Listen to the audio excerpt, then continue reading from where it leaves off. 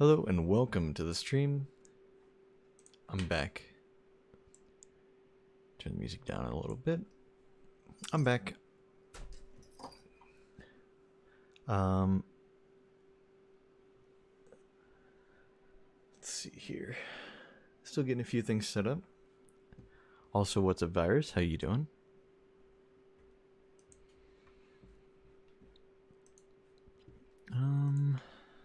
Sorry, it's gonna be a second. Just gotta load a few things real quick.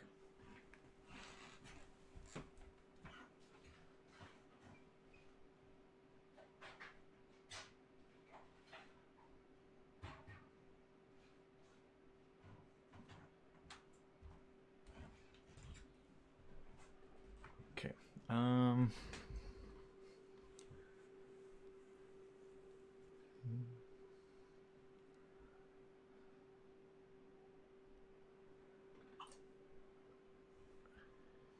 There we go. Loading Destiny. Now I gotta load all the other things. So many things to load.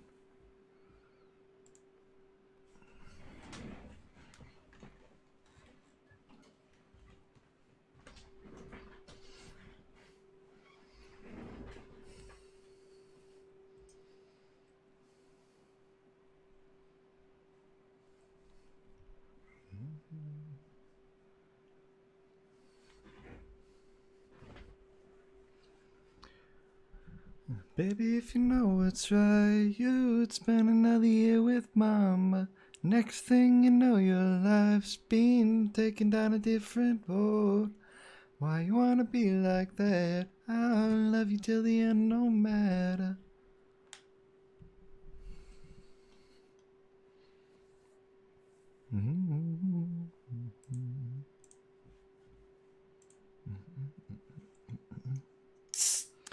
Okay, we're just about good to transition.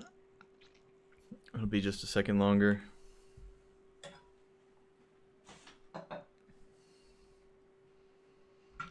Sorry, yeah, I had started the intro song and then went and used the bathroom real quick, and by the time I got back, I had like 2 seconds. I'm like, ah. So, I'm trying to catch up on a few things. I'll love you till the end, no matter.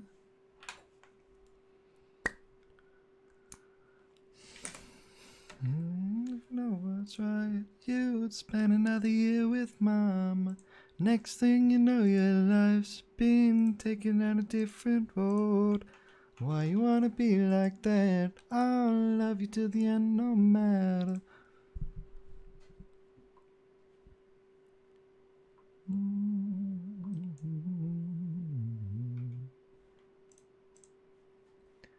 Okay.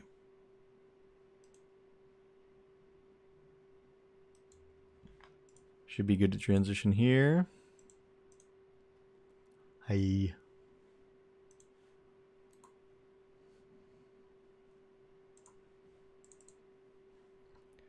What's up, B? How you doing?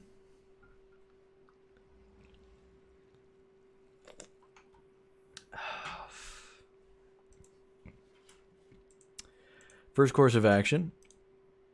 First thing I'd like to do.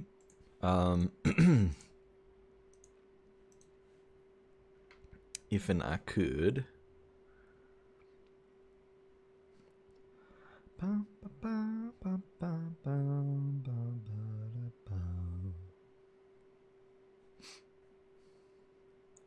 truth don't stop.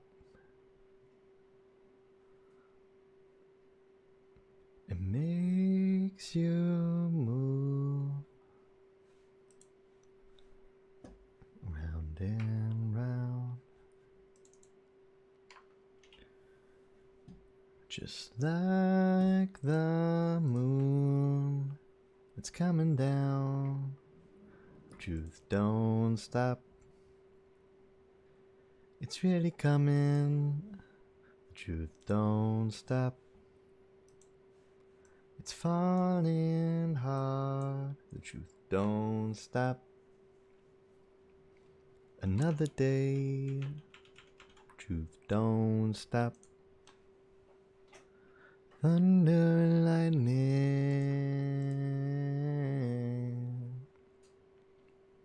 I'm good. How are you? Got a pretty good roll for No Survivors demo and Incandescent. Ooh, that sounds fun. Two very fun perks.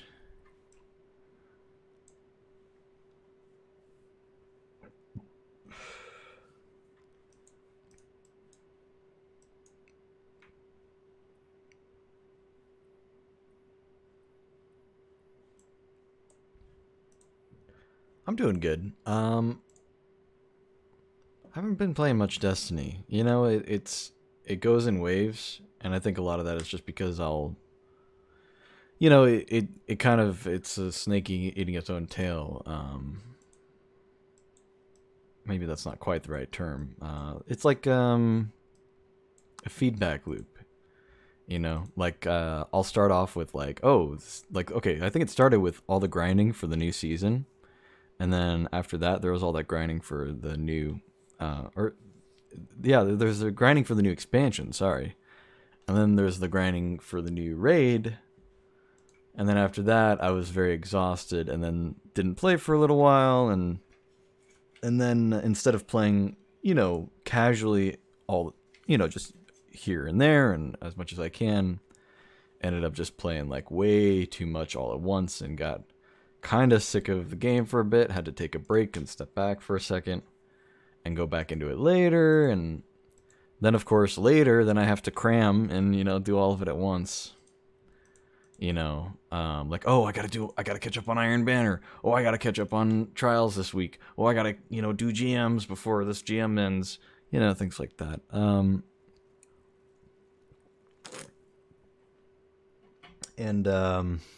And then of course that burns me out again.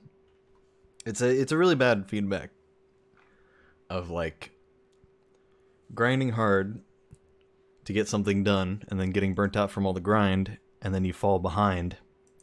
And the real way you should play this game is just play when you can, play when you want to, more importantly, and don't stress about it so much. And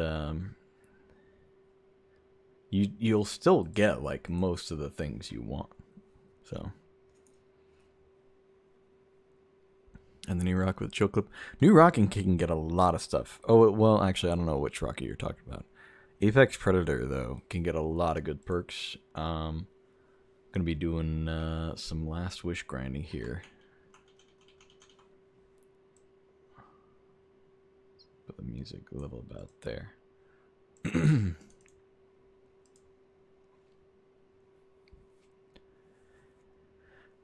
Season is good. I'll play a lot of it. Last season was pretty mid activity-wise. This season seems better in some ways, but it doesn't seem crazy exciting. There's some new fun stuff, but it doesn't seem like crazy. Like, wow, look at all this stuff.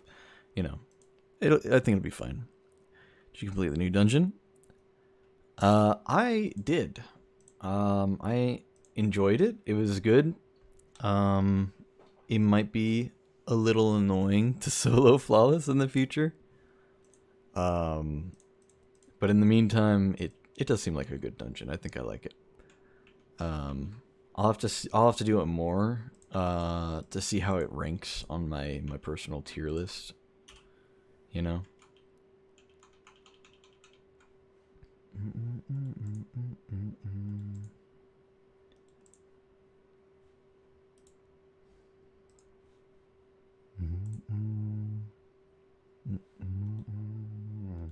There's so many ads. Yeah, there's some particular sections that are really, really ad heavy, which is fine. I like a little bit of difficulty. I think that's fine. I don't mind that too much. But it is going to make for needing some kind of really good healing strat or incredibly good ad clear strat just to maintain everything for each of those encounters if you're doing it solo. Don't get me started on the butterflies. Yeah, the butterflies on the last boss is going to be annoying. I don't know the best way to deal with that even. I guess you just have to turn all your attention on the boss. Because she'll be wherever you need to be, basically, and spawn like 6 of the exploding moths right on top of you, and you just have to be ready to shoot them all immediately. That's really annoying. Would you be interested in running it tonight? Probably not. Just because sorry, I got distracted. I probably don't want to do the dungeon tonight. Just because I really want to farm Last Wish, because the farm for Last Wish right now is really easy, and I don't know if they're gonna do something to make it different later. And getting all the weapons craftable, or at least as many of them as I can, will be really convenient. I mean, there are what 1, 2, 3, 4, 5, 6, and then 2 more that I can't track: the sniper and the rocket. So 7, 8 different weapons from this damn old boring raid. I don't like Last Wish as much as other raids. I don't know if it's my least favorite, but it's definitely not my favorite. 8 different guns, man, and I gotta craft all of them eventually, so I want to get to grinding it while it's still a weekly raid. And I got a good chunk done, luckily. I just about got my Techian Force. Got really good progress on Nation of Beasts. And then Chattering Bone, the Sniper, and the Rocket all have 2 out of 5. And then everything else is either 0 or 1 out of 5. So, got plenty more to do. And I think I'm going to just sit here. If it's okay with everybody, I'm going to sit here and I'm going to find a group on LFG and we're just going to farm. Try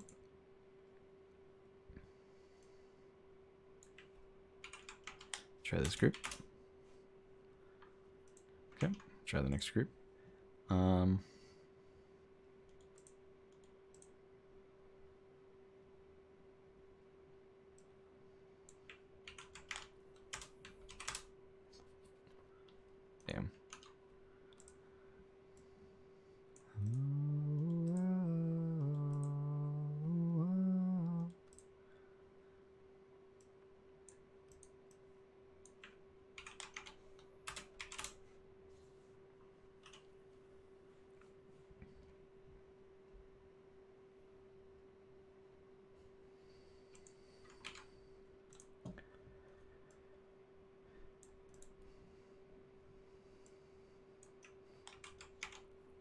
Ocean floor. It's crazy how many people are farming this right now, man. There's so many posts going on, and it's slow mode too, so you have to wait like 2 minutes to repost, and it's still moving fast. Okay, this guy was looking for 4, so hopefully.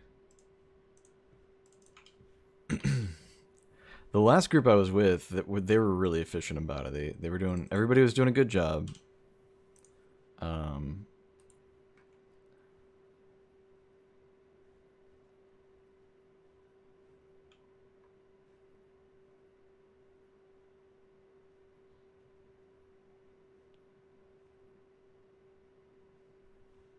Damn, dude. It took so long to join that there were too many people at that point. It's real dumb.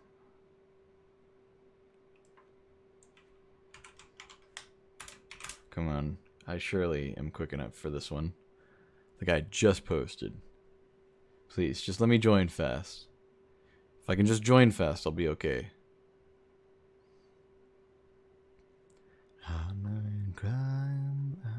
Cherry line.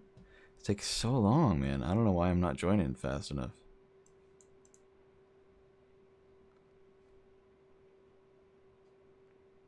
Taking us back for a change. Ooh.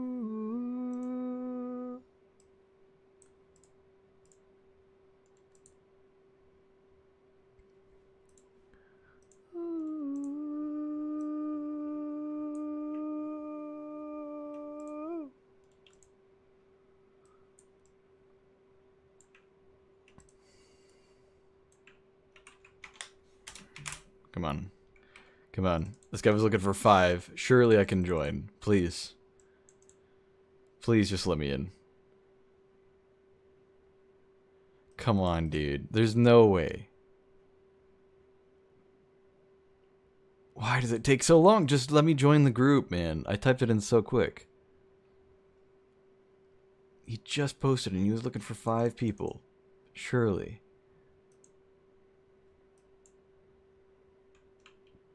damn fast do I need to be, man?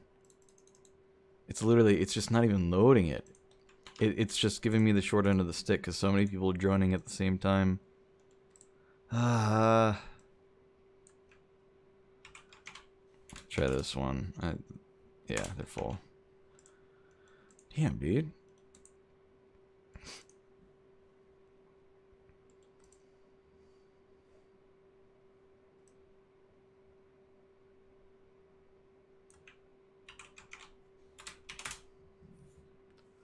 Into your worries.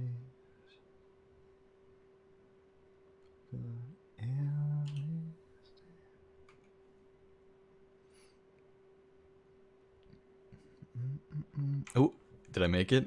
Hold on.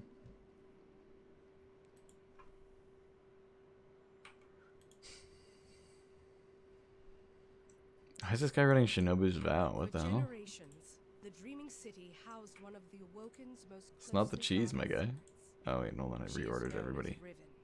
Riven of 1,000 voices. The last Star Eaters. That's me. She has been taken. Star Eaters. And her death is your calling. Shinobu's Vow for some reason. Star Eaters. Star Eaters. Alright, maybe if you want the Titan, kick the guy who's running Shinobu's Vow. Because the post said looking for 1 Bubble Titan and 3 Star Eater Scales Hunters or something like that. And we currently have 5 Star Eater Scales Hunters.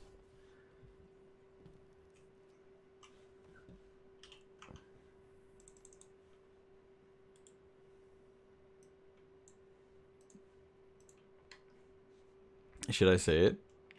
Kick the guy. Kick the guy. Oh, someone else called him out. Jay is the only one not set up on Star Eater Scales. He's also running an Arc, dude. Like, what? It's an interesting ghost shell, though. I'll give you that. It, like, okay. It's fine if you want to run, like, your own loadout whenever you want. But, like, if you're doing a very, very, very specific farm that requires a very, very, very specific loadout and everybody's searching for it in an LFG, then, just run it, man. just run it.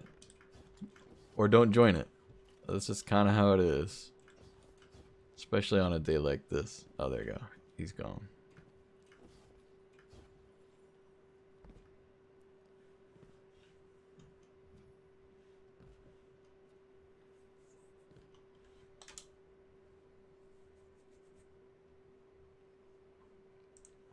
He said, give me a sec. He was probably looking up the loadout. Poor guy. It's not that complicated, man. Just run Star Eater Scales and run this specific golden gun. Marksman and Star Eater Scales.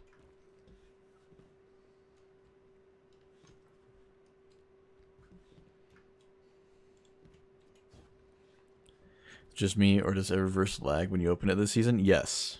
It is not just you. Eververse is lagging like crazy this season. And I don't know why.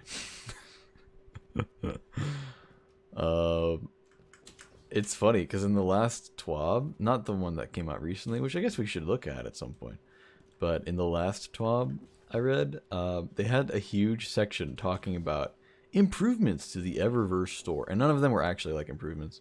It was just like changes to the Eververse store, and they were like announcing stuff as if anybody actually gave a damn about the Eververse store. It's like, bro, like, it's literally your pay to drip store, right?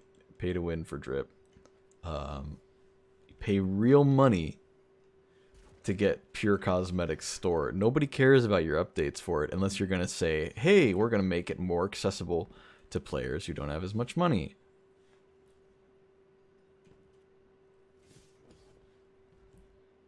It's goofy, man. And yet here we are this season, all the new changes they made such a big deal about in that in that announcement, pointing all this stuff out, and lo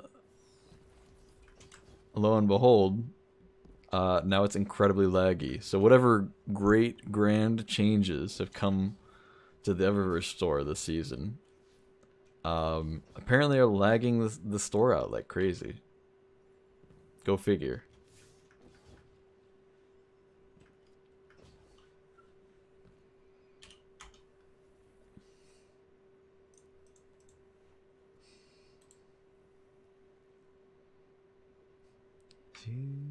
Ooh, that's a nice shader he's got on that deliverance. Hold on. Is that? Yeah, Vanguard Marshal. Okay. I didn't know the name for this one, but I knew what the like symbol looked like. That looks great. It's very clean. I gotta use that on more guns. Do I have that one actually?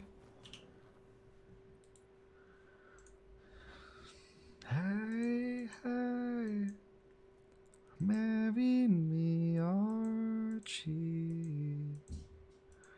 Sticks out like a sore thumb, that shader. I don't have it yet. I've seen it a bunch. It's the nerf or nothing shader. Yeah, true.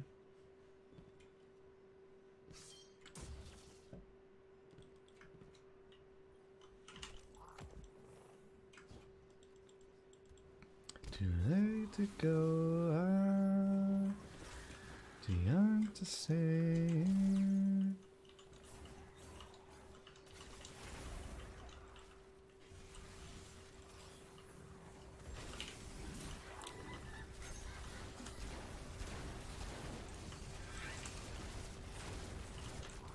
Oh, walked in front of me.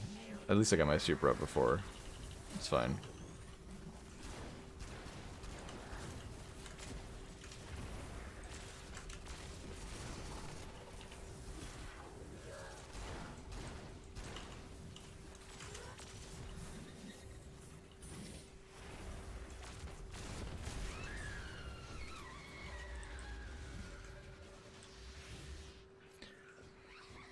So,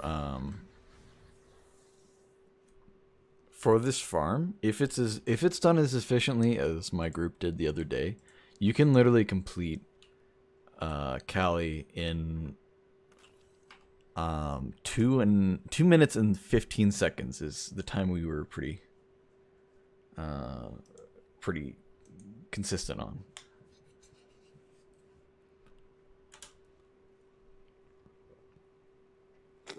For generations, the Dreaming City housed one of the Awoken's most closely guarded secrets.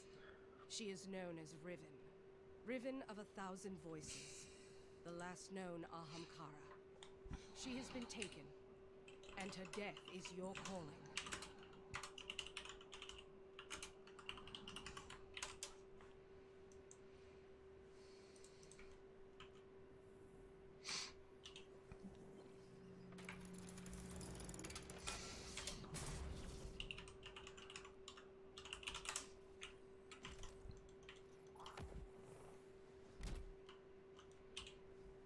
Okay, I didn't know that. I'll go ahead and throw on kinetic weapons game. Surge.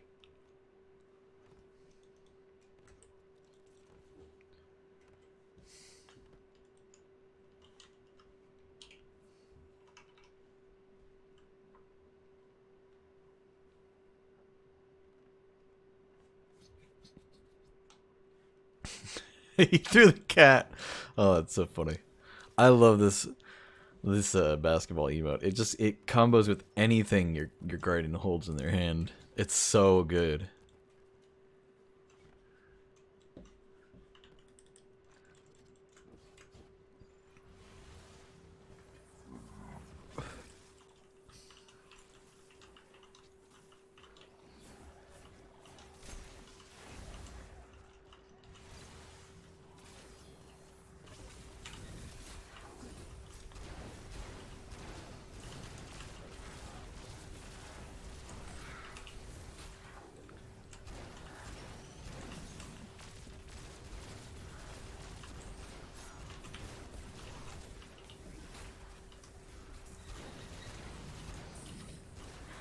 Oh, okay. That could have been bad.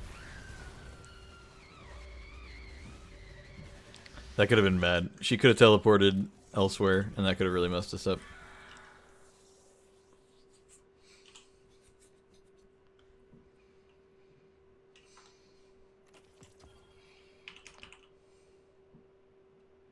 Whoa, did you hold on, do you see the glitch on my screen right now?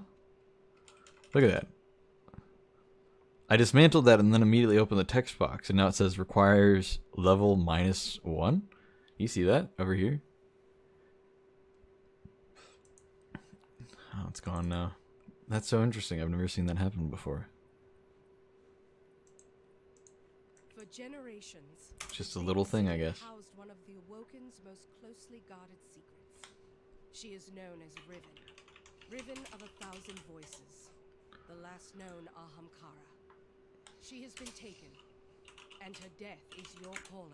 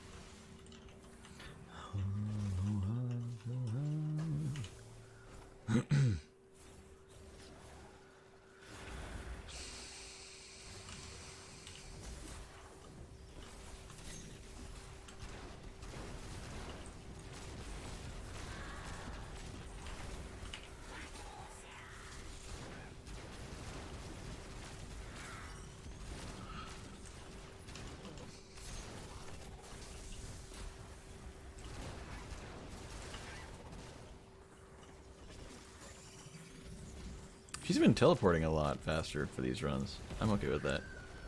Yo, a red border apex. That's what we want to see more than any other weapon in the raid. That's the one we want. Probably the most powerful rocket right now. It's got such a crazy variety of perks you can get on it right now. It's crazy how good it is. Okay, so I'm gonna put this out there, guys. I need your help, everybody in chat. For generations, the Dreaming City housed one of the Awoken's most closely guarded. This is not gonna be a very interesting farm. So please, if you want to talk to me about something, if you want to strike up a conversation, we got to do it now, man. So hit me with anything. What do you want to talk about?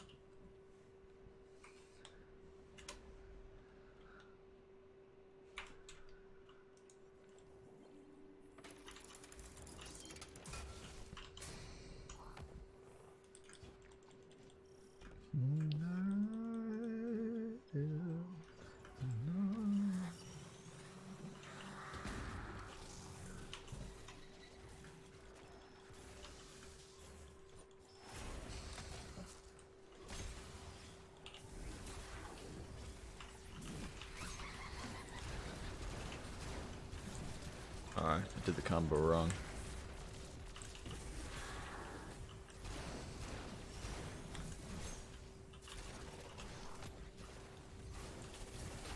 Let's just keep going. It's fine.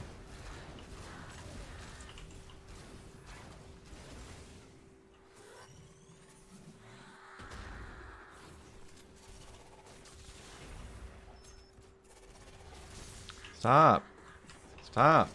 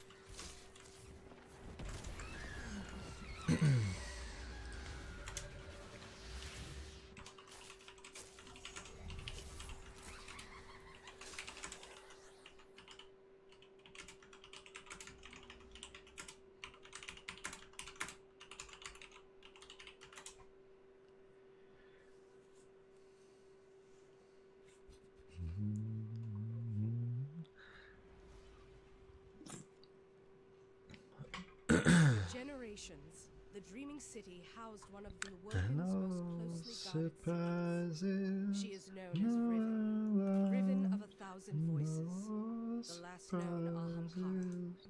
She has been taken, and her death is your calling.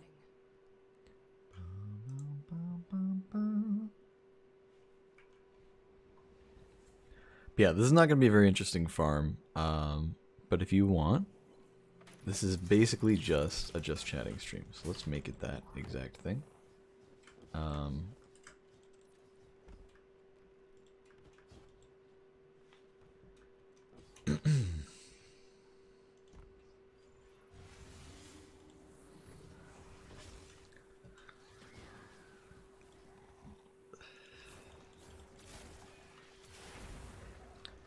Really driving me mad.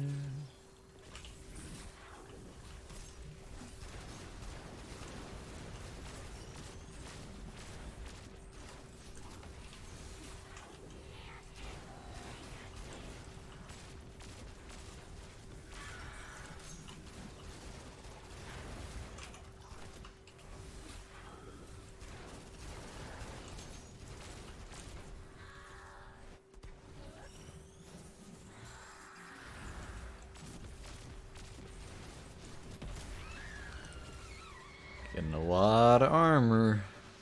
Not a fan game. Come on. Don't be so mean. Unless it's like a really good stat roll, I guess then it's okay. But still. I think I do actually have... I think this new chest piece is actually a little bit better than my current raid armor chest.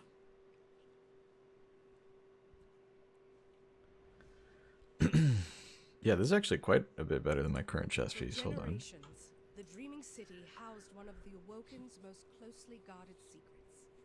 She is known Least favorite ability per class? the last known Ahamkara. She has been taken. And What is my death least favorite your ability calling. per class? Well, I guess we should break it down per class. For hunters, I think Gunpowder Gamble is just not really as viable as it could be. It's really cool, but it just doesn't really do much. And that's kind of what I hate about it, is like it seems like so cool, like I really want to use it for stuff, but it's incredibly impractical. There are just so many other options that are way better. Well, not so many other options. I mean, there are only two other aspects. But it just doesn't... I mean, even with the buff, because like looking at it, right, you can at least now get two things out of it instead of just one, like two fragments out of it instead of just one.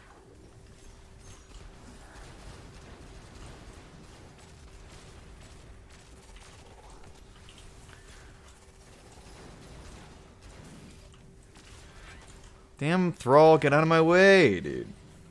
So dumb.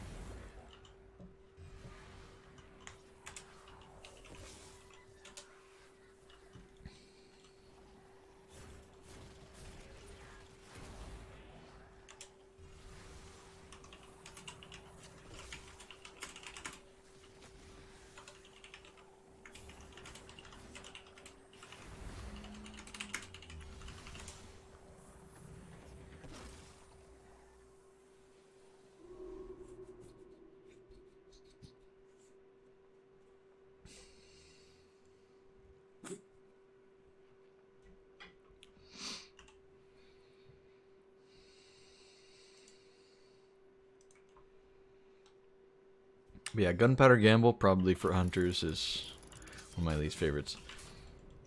Also, I don't know, there's a lot of stuff on Arc that I think could be stronger. I know this season in particular, people are running Arc a lot right now.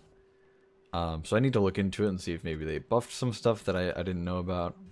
Because people keep talking about it and I haven't really known much, but I'd say just less because it's like, oh, this is a useless thing, and more because like, well, it's a useless thing, but it's so cool seeming. It should be way cooler, you know? I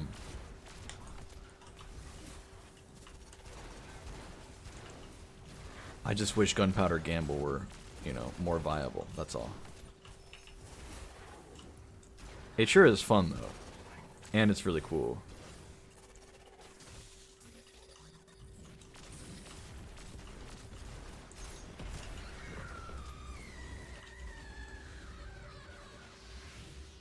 And then okay, so let's go with Titans next.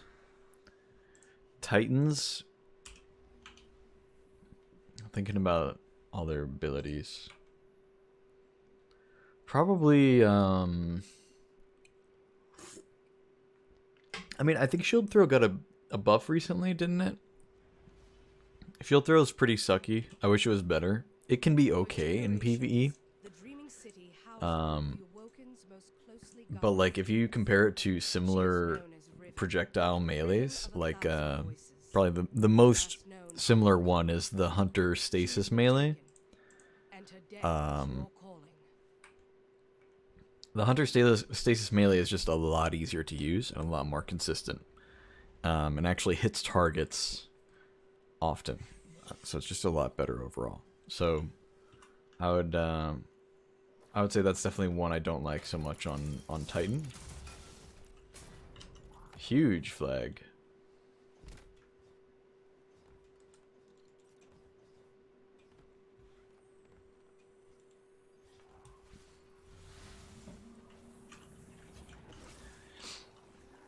So shield throw probably. I also hate how Icefall Mantle keeps getting power crept really hard, man. I love those gauntlets. I have for a long time now. And I really wish they were just usable. They're just not really worth it.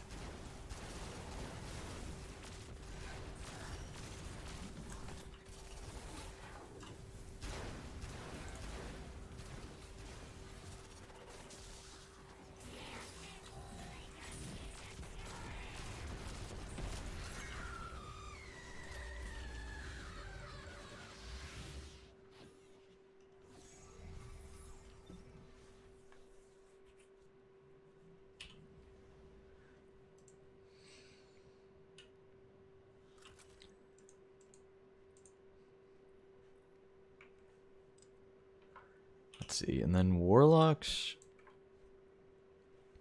My frustration with Warlocks is not so much that...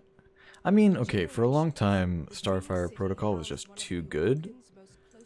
I mean, for like a solid year or longer, it was just so good. That you couldn't really use anything else. Nothing else really compared to using Starfire. And there are now things you can use instead of Starfire. And that's nice. But to highlight something I don't like, I think a lot of the Warlock melees are very weak. I think the only ones that really seem to do anything are the Solar ones. The Void one has the knockback, and the Arc ones, like there's the one that does Chain Lightning.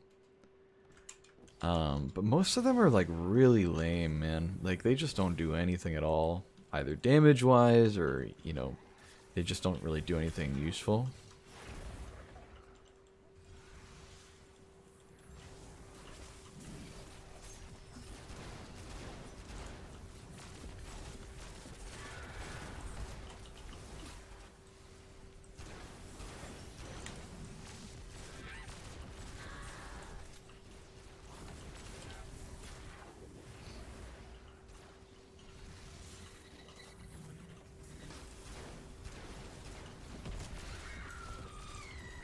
A normal nation of beasts.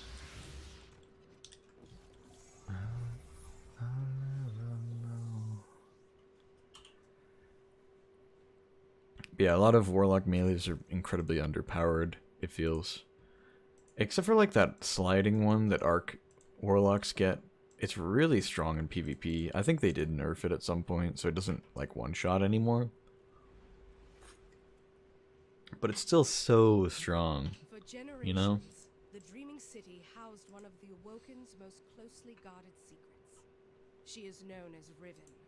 Riven of 1,000 voices. Last known Ahamkara. She has been taken, and her death is your calling.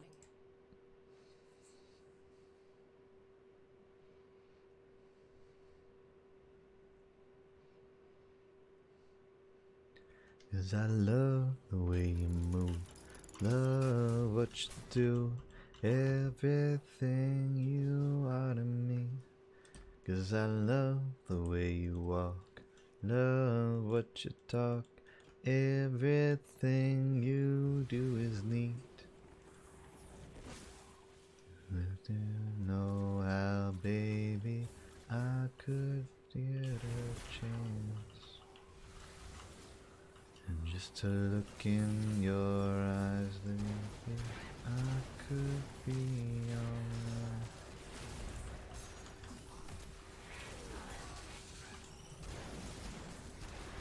That was terrible. Missed like a lot of shots there. Still like not even looking at her. Not sure what's wrong with me.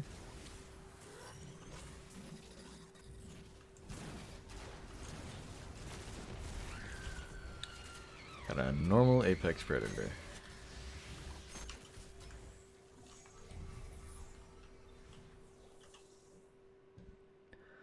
In your eyes, baby, I could be your man.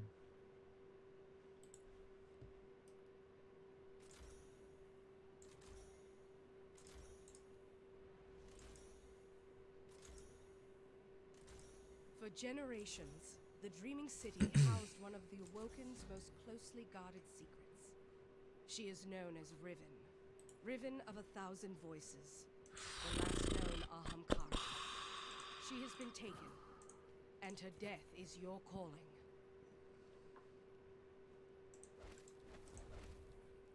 The sweetest care.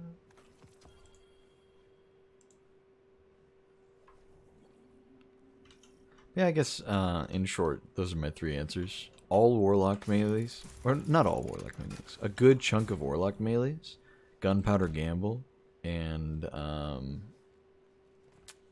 Shield Throw specifically for Titan. All pretty bland, pretty boring. Not bland or boring, but underwhelming, I guess. Just kind of wish they were better all around.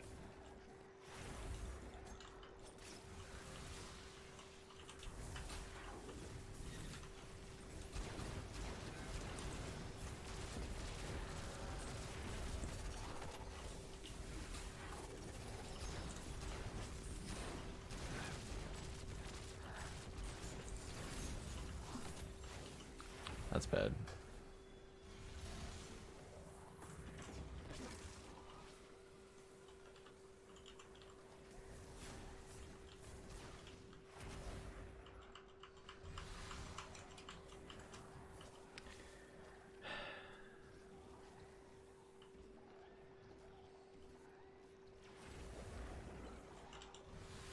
I mean, if you guys want to try to kill her like normal. I don't know.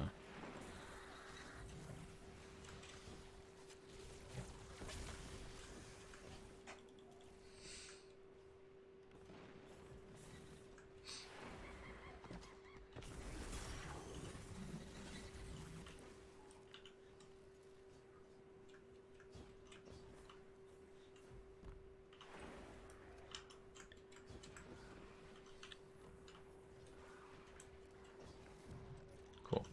Well.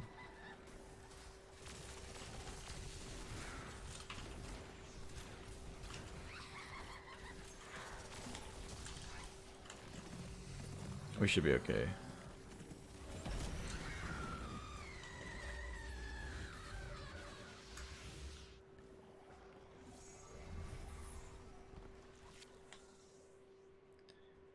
What are your first impressions of the season so far?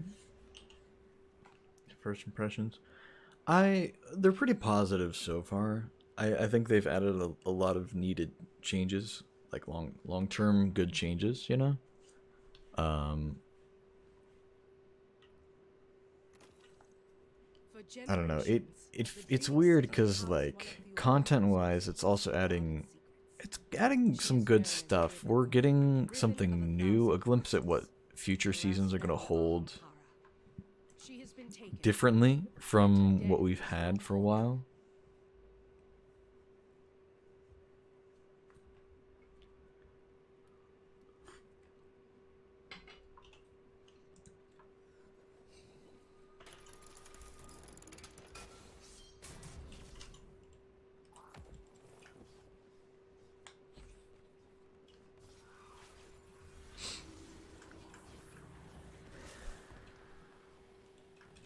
I don't know. I mean, the upgrade module, not module, the upgrade system for all the loot for the seasonal stuff.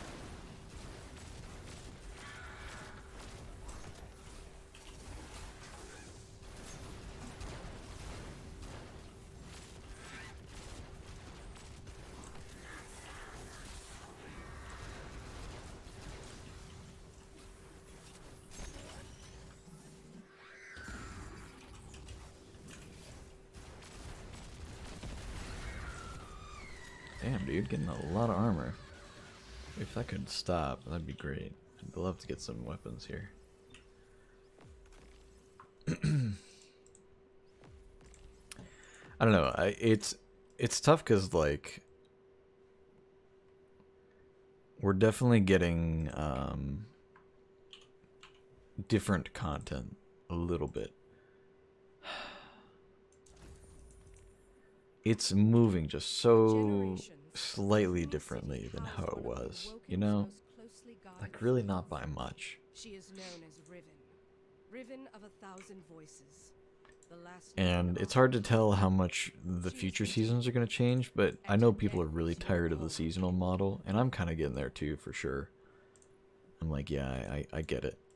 I think the idea of releasing seasons more regularly than full expansions, and then having the expansions be a bigger thing, I think that's a way bigger plan, or a way better plan, but it's really hard to execute. And, I mean, with how poorly Lightfall was received in a lot of ways, it's really tough to say whether or not it's been working. I don't know.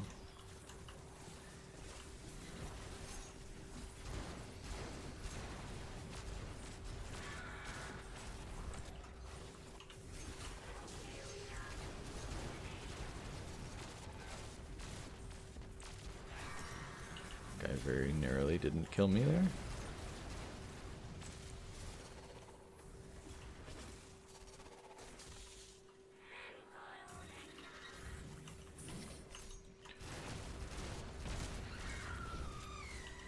Now a class item. Gonna get one of each armor piece constantly. Love it. I don't know. It's a good sign. Some of the changes we're getting, right? It's a good sign for the future. But some of it is also like, well, is this enough of a change, you know, or do they need to do more to make the game more engaging consistently, more interesting, more compelling, you know?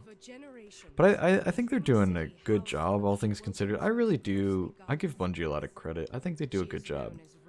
You know, I really do. I guess you could say I'm an apologist, but like, I don't know. I think overall they do a good job. And I think this season's fine. I think it's a good one. I would go anywhere for all my friends. Just ask me and I'll be there. Doesn't matter where you are, just come ask me and I'll be there. I agree. What other quality of life changes could be made? Honestly, I don't really know at this point. I mean, I think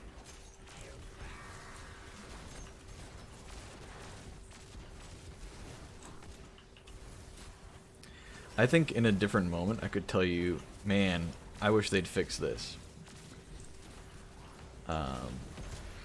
In this moment, I can't think of a lot just off the top of my head.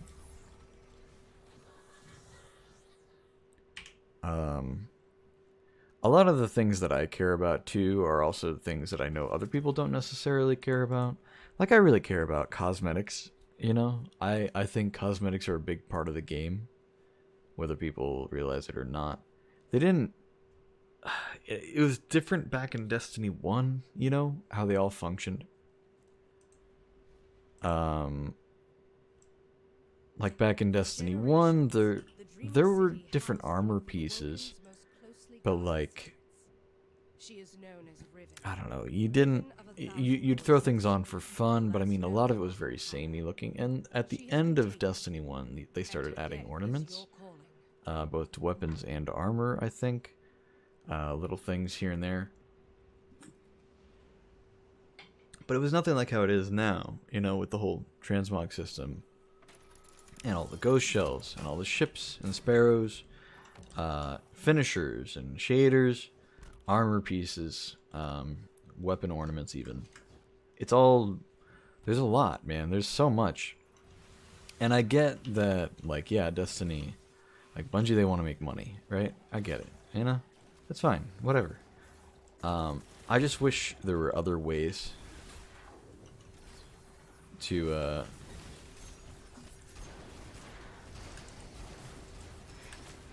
earn some of the things that are currently available in the store, you know?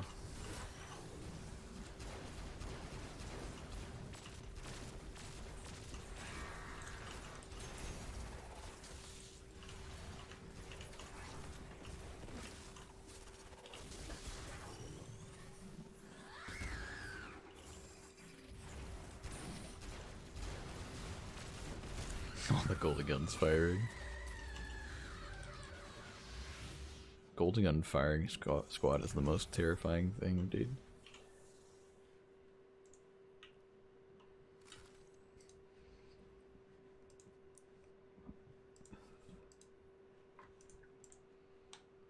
So I think a huge quality of life thing they could do is just sell everything in the store for silver and bright dust, or at the very least, sell anything that is not from the current season for bright dust, and just have an option for it. And then adding more sufficient sources of bright dust. So if you really wanted to farm and grind for everything in the store that you wanted, you don't have to pay a dime. I think that would be huge. I think that would be a huge change. And I don't think it would keep people from still buying all the cosmetics anyway. Because, especially if you do the time-gated thing where, yeah, maybe this season you can't buy the newest, or you can't earn bright dust for the newest stuff, you can save up your bright dust and go, okay, I'm going to buy it once it's available. You know? It'll make you think about it more.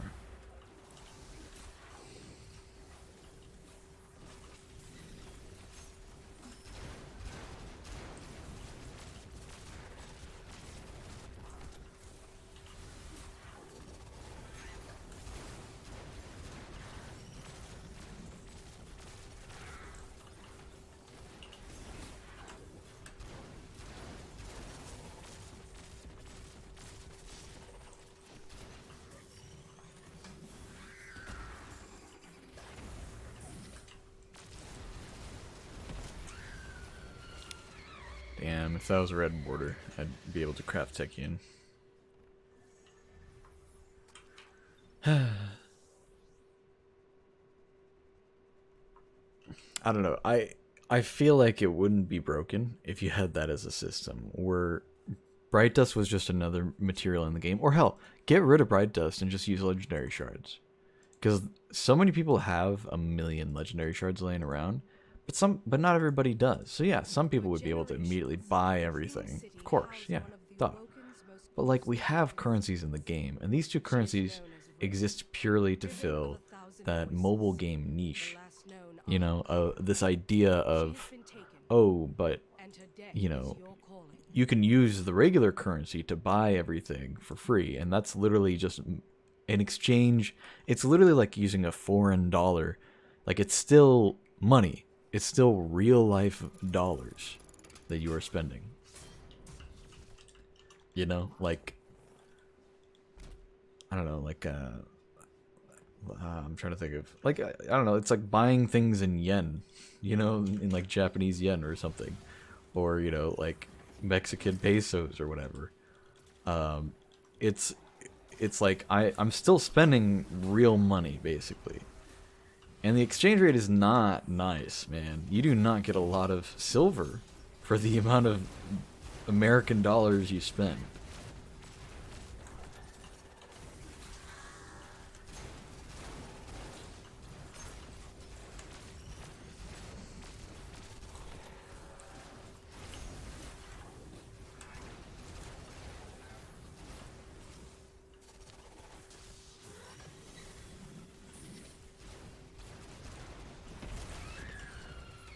Damn, dude, no red borders. At least I'm getting weapons instead.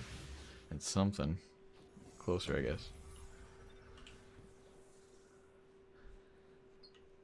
It just, you know, it feels bad. You know, it's the mobile game curse. You know, that idea of we have our premium currency and then the regular plebeian currency. And you can earn the plebeian currency at an incredibly low rate and barely scrape by and occasionally buy things.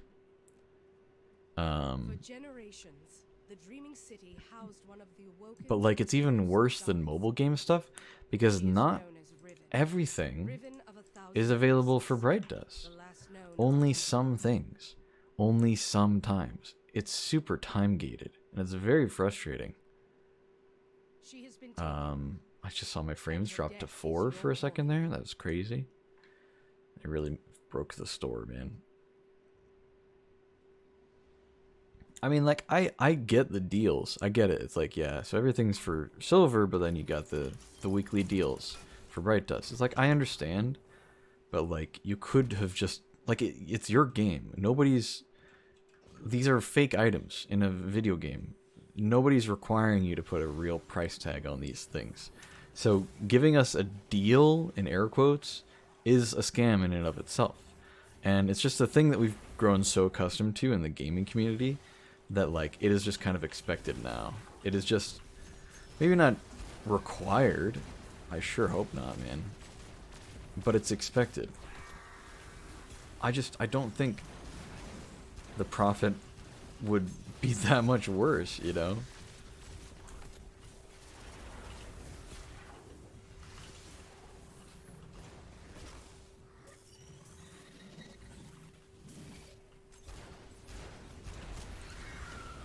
Damn, dude. Literally getting at least one of every armor piece today, I guess.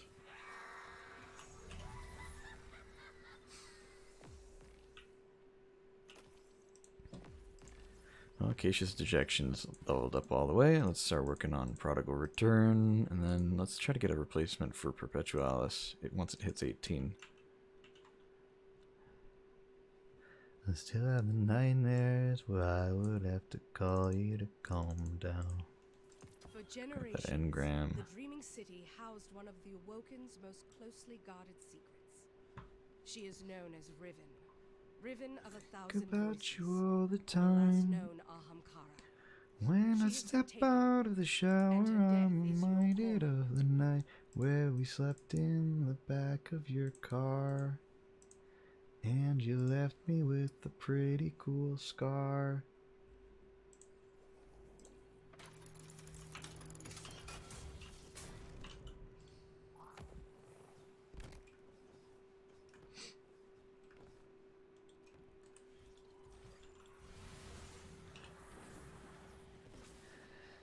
Did it hurt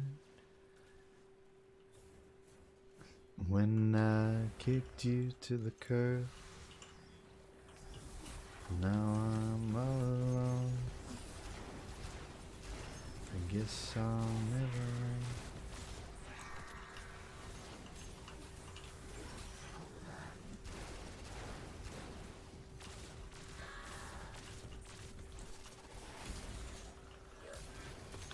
Purple sweater sitting in my room.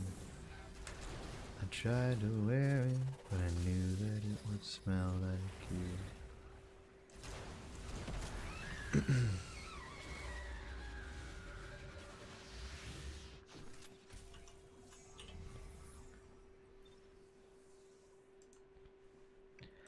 I stood in the back, and I think that we both know why.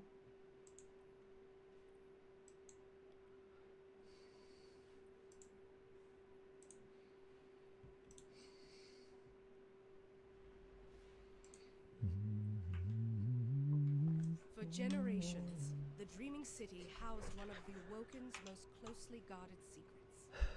She is known as Riven. Riven of a thousand voices, the last known Ahamkara. When I kicked She you has been to the taken, curb, and her death is your calling. now I'm all alone.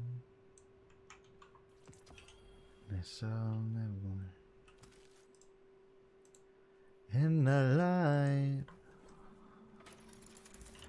When I took you on a drive, and I said I'd never speak to her, I wish I would have kept my word.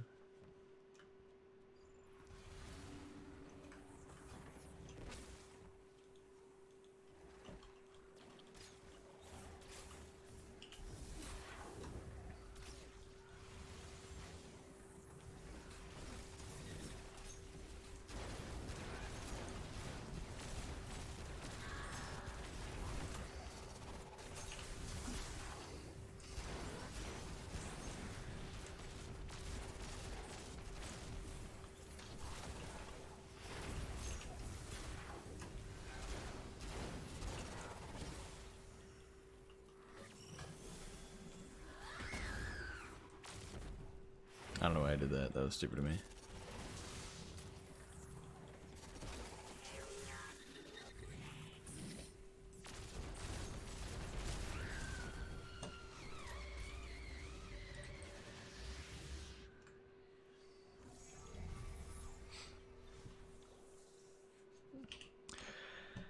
Yeah, I don't know. So I totally understand if like other people don't really care as much, you know? Like if you don't really mind the cosmetic stuff, it's like, yeah, fine. That's fine. I totally get it. It's possibly just me. Just imagine, if you will, I care about the drip. Well, fair enough. But like, a lot of people are probably like on the fence about it. Like, it's just cosmetics. At least it's not content. Of course, it's also content that they, sell. It's not just the cosmetics. But a lot of people argue, I would rather them sell cosmetic things within the game rather than expansions and parts of the game, and battle passes and things like that. A lot of people have that sentiment. Is at least it's just cosmetics, and I think that's really taken us down the wrong path. I think that mentality of, well, I'm okay with them monetizing as long as it's just cosmetics, because really, truly, there's nothing cooler in any other game than working for your character to look really cool.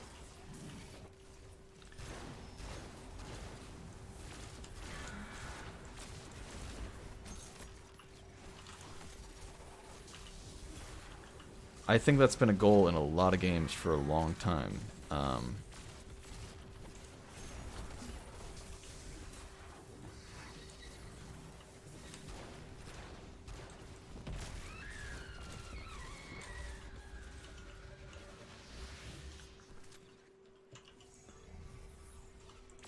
So to have the mindset of like, oh well, it's just cosmetics, so what doesn't matter? I think that's just it's a naive idea that like, because it's also part of the, you give them an inch, they'll take a mile mentality of like, okay, yeah, it's just cosmetics. You pay some extra money and you get something that looks a little bit better for your character. Cool. Nobody loses. Surely nobody loses. You lose a little bit of money, but hey, you get the bragging rights of the item, or you get to show it off, or you just, if you like it enough, so what? It's your money. It's like, I don't know. Somebody could say like I wear a lot of jewelry in real life. I have ear piercings. I love to get funny earrings. I wear Hawaiian shirts that I think are fun, graphic tees. I wear rings. I buy a lot of stuff I don't need.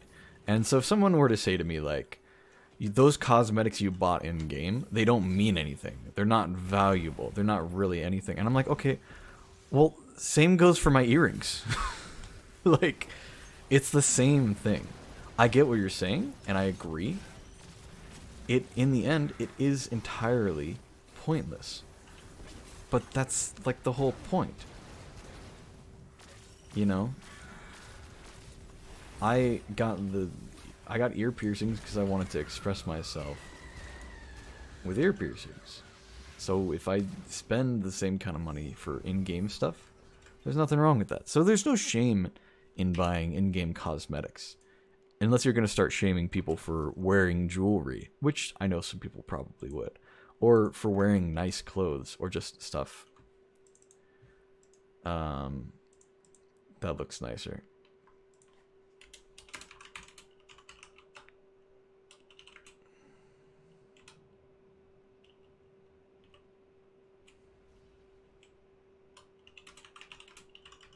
For generations, the Dreaming City housed one of the Awoken's most closely guarded secrets.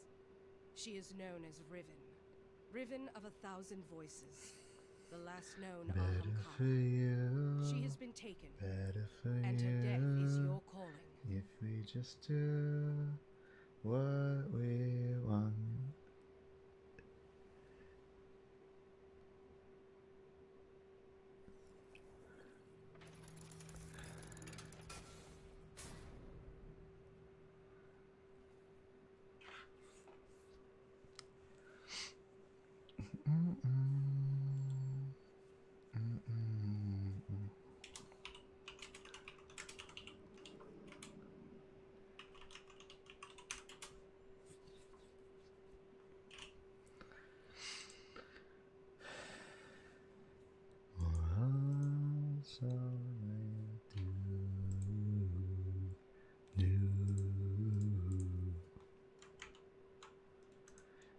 Once I level up more of my guns, I might be able to run Wither Horde, which is going to have the same effect as Anarchy, but I would rather also level up my guns instead. So we'll see.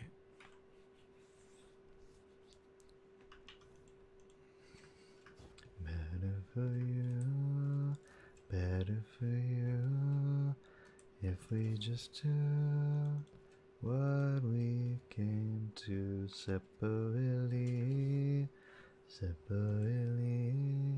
It's better for me, better for me, definitely. I'm sorry, but I'm right.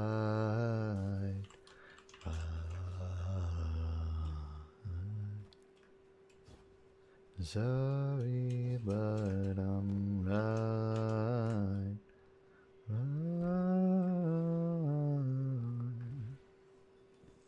Sorry, but I'm right.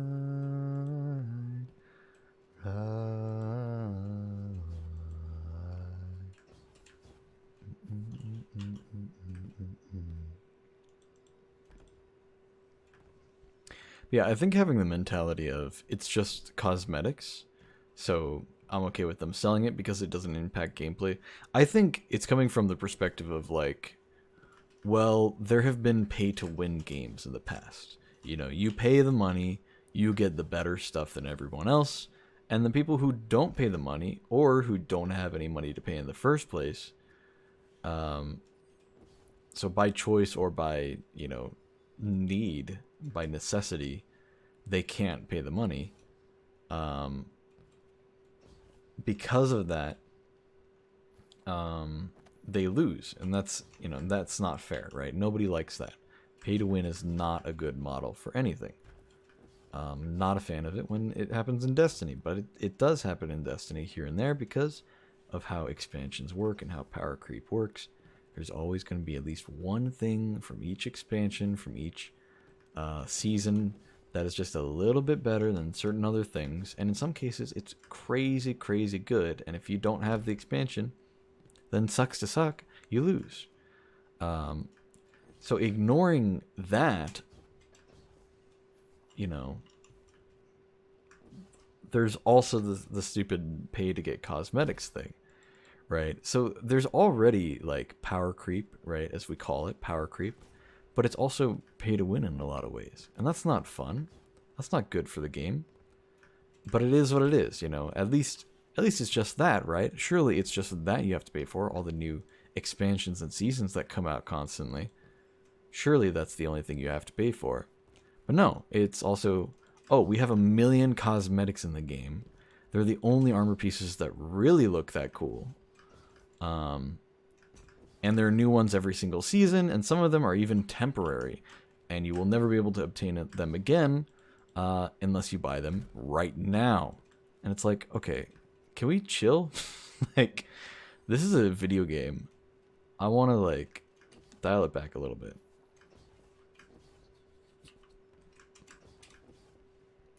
And I think that's why a lot of people restrict themselves as far as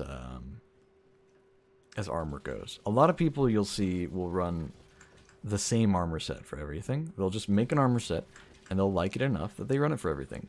But I think part of that, I think a lot of that is just from, oh, I just like how it looks. It's like, okay, cool, awesome, go for it. I love making new armor sets. I love customizing and getting something fun and different that you haven't seen before. But I also fully support you just liking one armor set and then running it all the time because you like that one armor set. I think that's totally valid.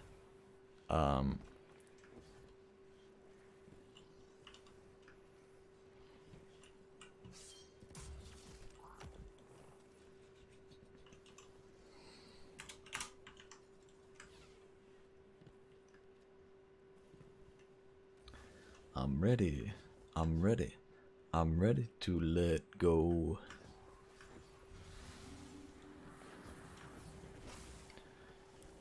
But yeah, wait, can I actually sit up here for damage and actually do like a decent job?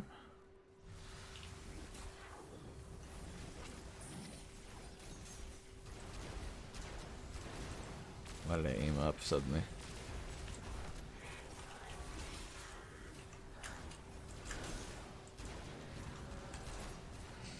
This is a stupid idea.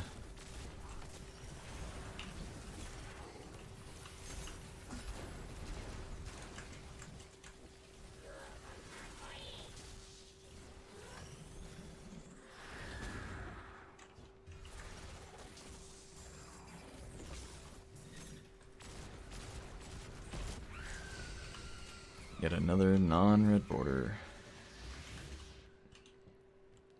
I don't know. I think cosmetics are an underrated part of games. I think people don't think about it as being a major part of a gaming experience.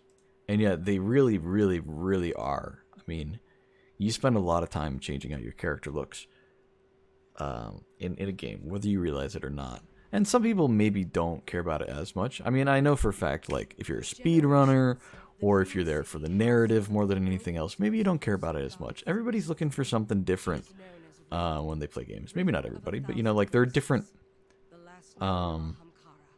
different categories of things to care about when you play a video game. Which is why there are so many different kinds of video games out there, is because there are a lot of different experiences to be had. Do you want a narrative experience? Do you want something where you can just do whatever you want?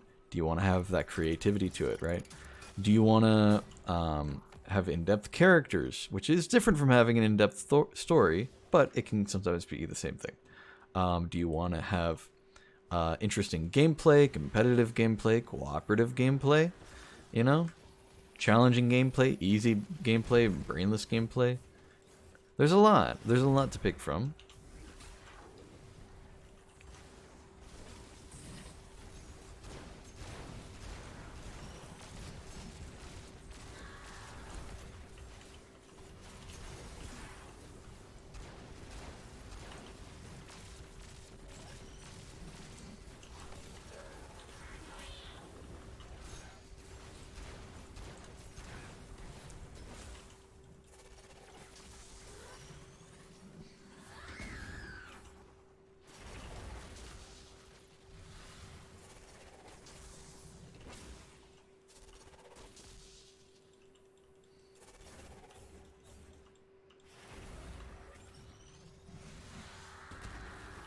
Come on, teleport lady.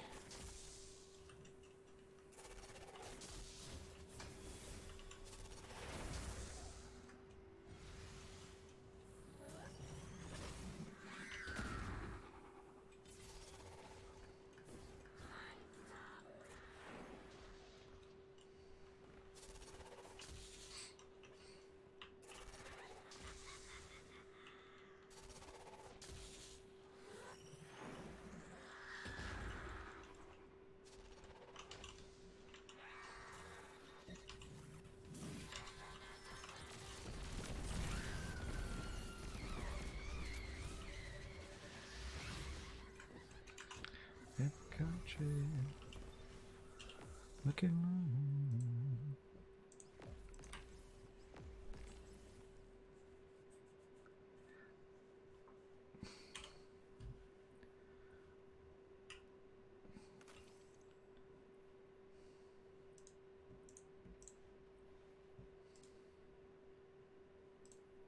For generations, the Dreaming City housed one of the Awoken's most closely guarded secrets.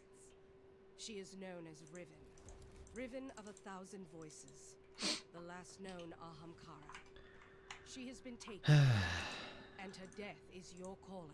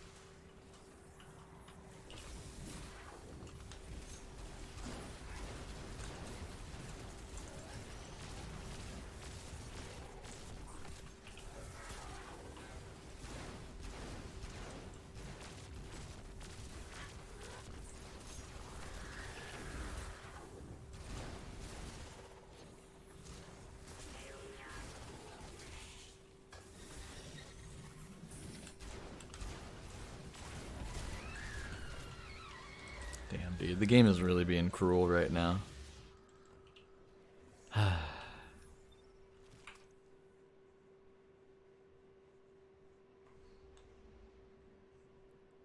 Fishing, but it's a vendor.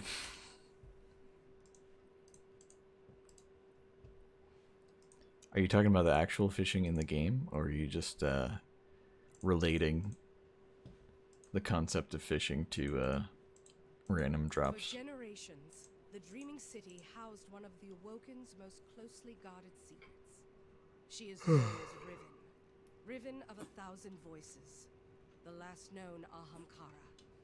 She has been taken. and her Both? death Okay, is fair your enough. calling.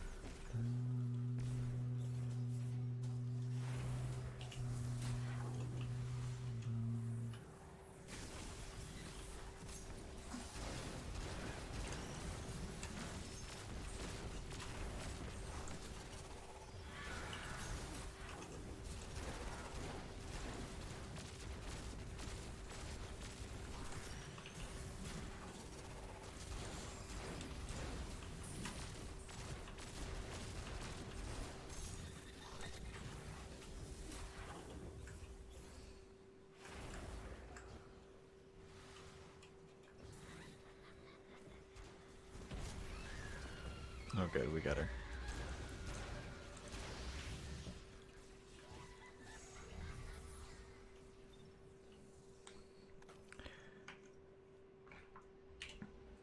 Anybody notice they dropped how many legendary shards items drop when you dismantle? I don't know if anybody else has even noticed that. I have heard nobody talking about it. Maybe they did mention it in a TWAP and I just didn't pay attention, but legendary items used to drop 4 legendary shards and then exotics would drop 6, and now it's down to 3 from legendaries and 5 from exotics. I don't know if they announced that they were changing that. I don't know if it was last season that that changed and I just didn't notice. But yeah, it's weird. It's very strange. Because it's been 4 and 6 for a long time, and now it's 3 and 5. And I'm not sure when that changed. Again, I think it was this season, but I don't know for sure if it was.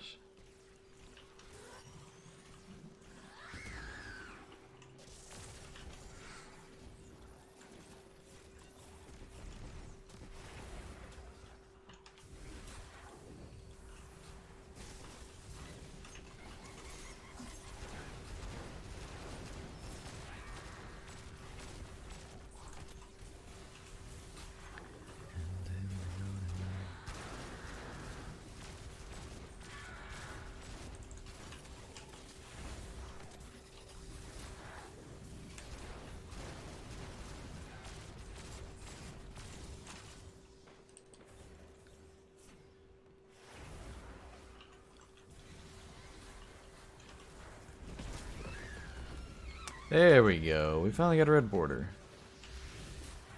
It's been a bit.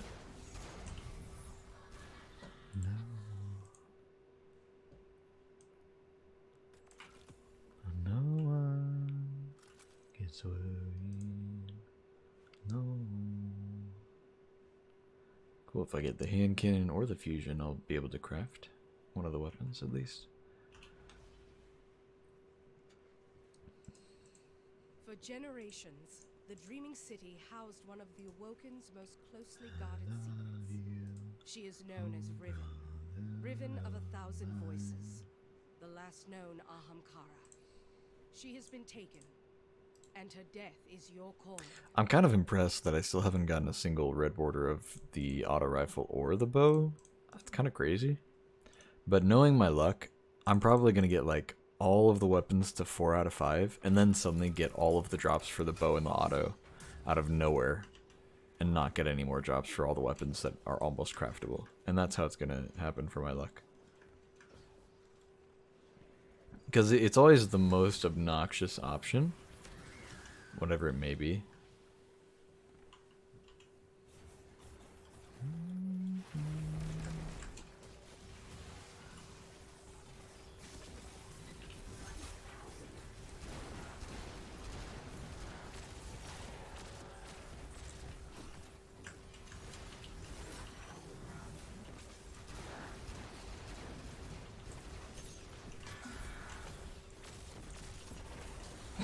Okay, yeah, I'm not doing that. I'm just kind of trying to not blow myself up, which that is not helping with, really.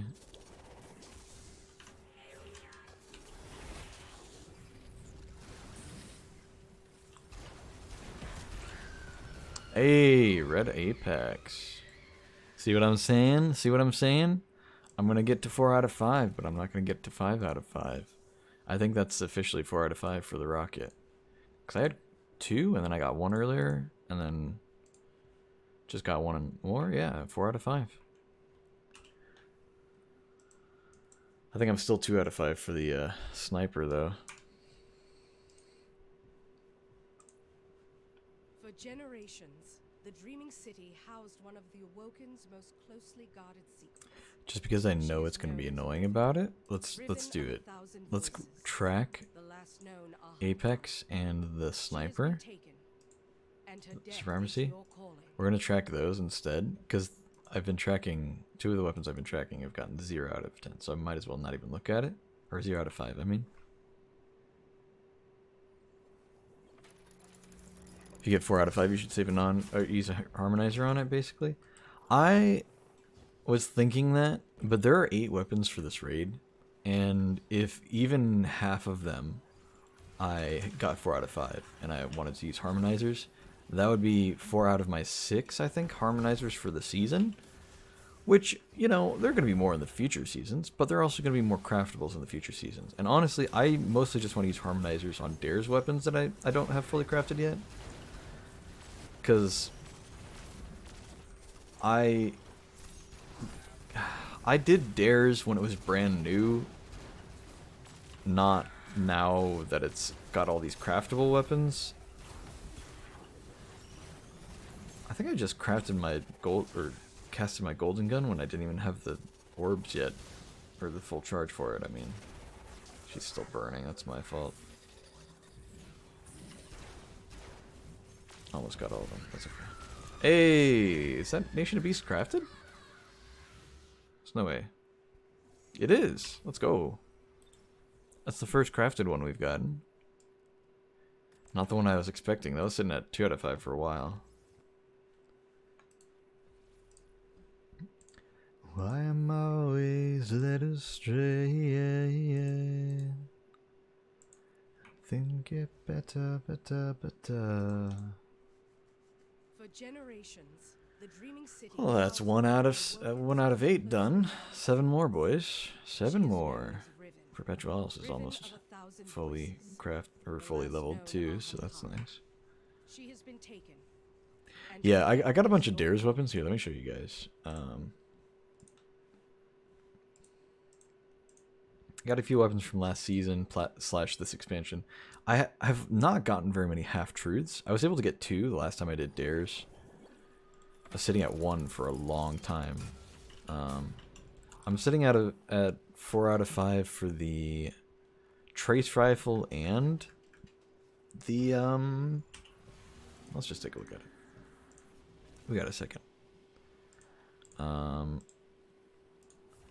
You're breaking me down. Wastelander and yeah, so Wastelander and Retrace Path are both at 4 out of 5. And then the only other thing I'm missing is half-truths. That's all my stuff for dares.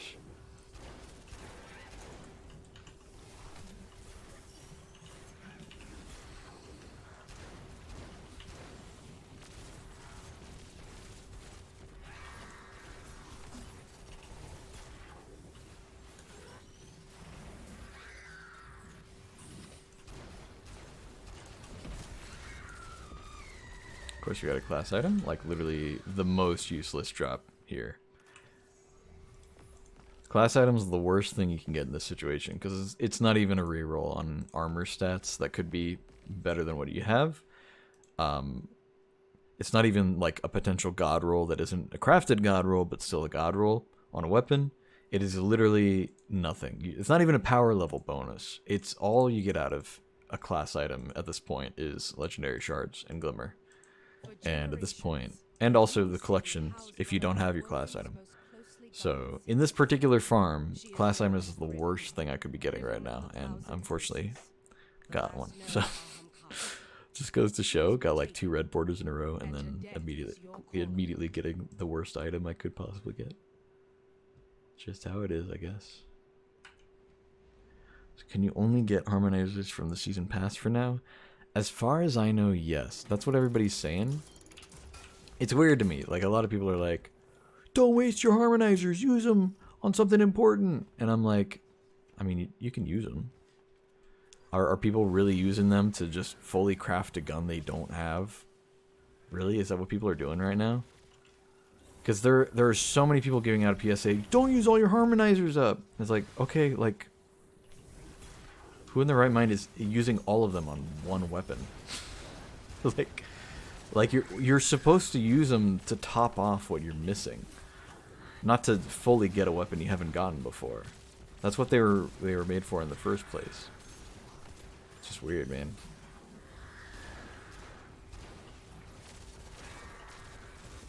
Like it's meant for the weapons that are 4 out of 5, you know, that you haven't gotten the full combo for yet. That's the whole point. And yet, like, people are giving warnings about, like, oh, don't waste them, don't waste them. You only have 6. It's like, yeah, you have a whole 6, man. That means if you have 6 different crafted weapons that you get to 4 out of 5, which there are, like, 50 crafted weapons right now. If you get, like, 6 that are 4 out of 5, then yeah, use the harmonizer on each one. That's great. That's a lot, man. That's a lot of farming you can save yourself from. And yet people are apparently just using them on, like, one weapon. I'm like, bro. For generations, the Dreaming City housed one of the Awoken's most closely guarded secrets. Like, I'm gonna have to do some dares, anyway. Voices, the last known Ahamkara. She has been taken, and her death is your calling.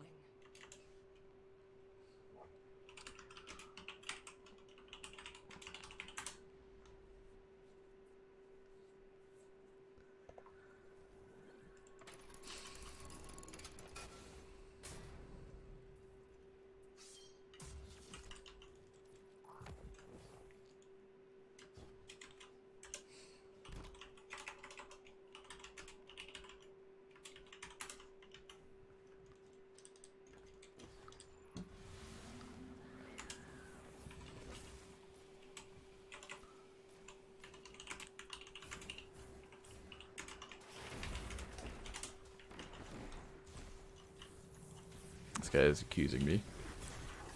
Also, hi Wavy, how you doing? I totally messed up my combo, but I should be okay. Can you guys stop zigzagging left and right? I just got called out for using a heavy GL.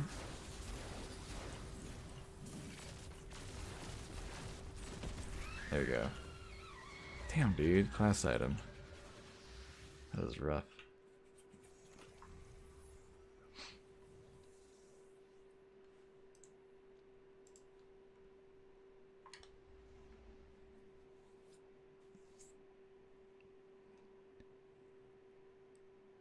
I have a friend who is considering coming back to Destiny, and I was going to recommend that they craft some of the ones for previous seasons, but I guess that would cost basically all of them for one. Yeah, I mean, there are other ways to get red borders. But from previous seasons, like, as in seasons not from this current expansion, yeah, there are not really any methods, sadly. Damn, dude. The silver store is so laggy. And I got a terrible ghost shell pass. It's not a new one. Nope, not a new one. Just goofy. Yeah, it's tough to say. I mean, there are some really good old weapons. I say old weapons. You know what I mean? Like weapons from like 4 seasons ago that is technically before Lightfall, so you can't get red borders of them anymore. I do wish there wasn't a cap on deep sight harmonizers. That being said, they're probably just doing that for now. Well, okay, I say probably. They might be just doing that for now. And we're just going to have to see if they add a way to do that. If they add a way to do...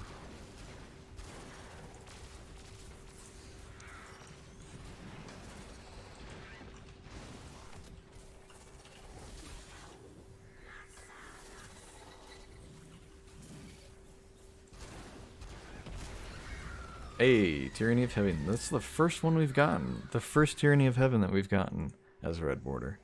What did I tell you? I'm going to get them all to 4 out of 5. Well, okay, not all. We got 2 to 4 out of 5.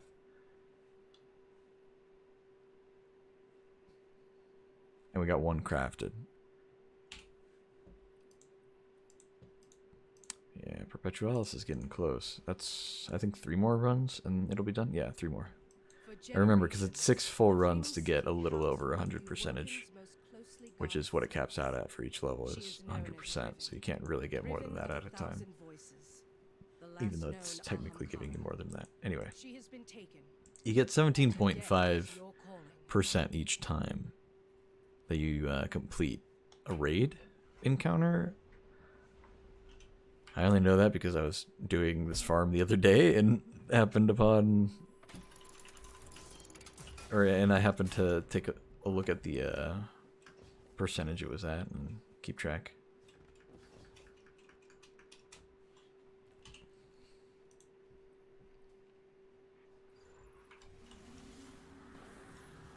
Yeah, I don't know.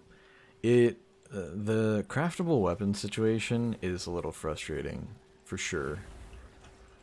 Because there are a lot of really, really good weapons that are not obtainable right now, you know? And that's very frustrating.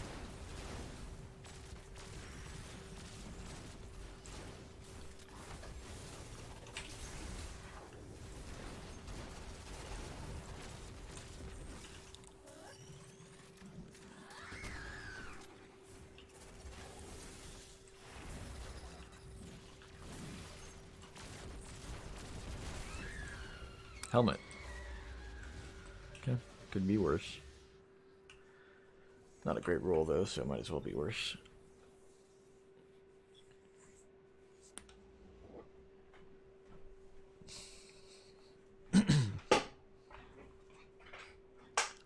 Depression.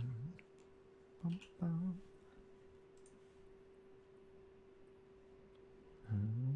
No part of me. Yes, that fact is hard on me. It's true. Most closely guarded secrets. She is known as Riven. Riven I of gave a the thousand doctor voices. a description, The last known and he Ahamkara. just writes a She has prescription been taken, to... and her death is your calling.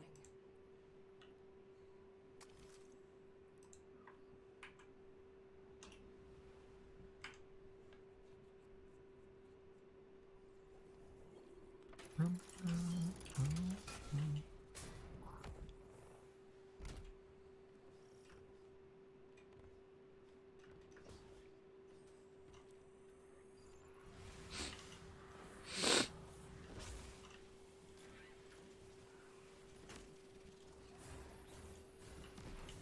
you done the dungeon yet? Yes, I did. I did it yesterday with Lou. But I did it in the morning, so nobody was here to watch it.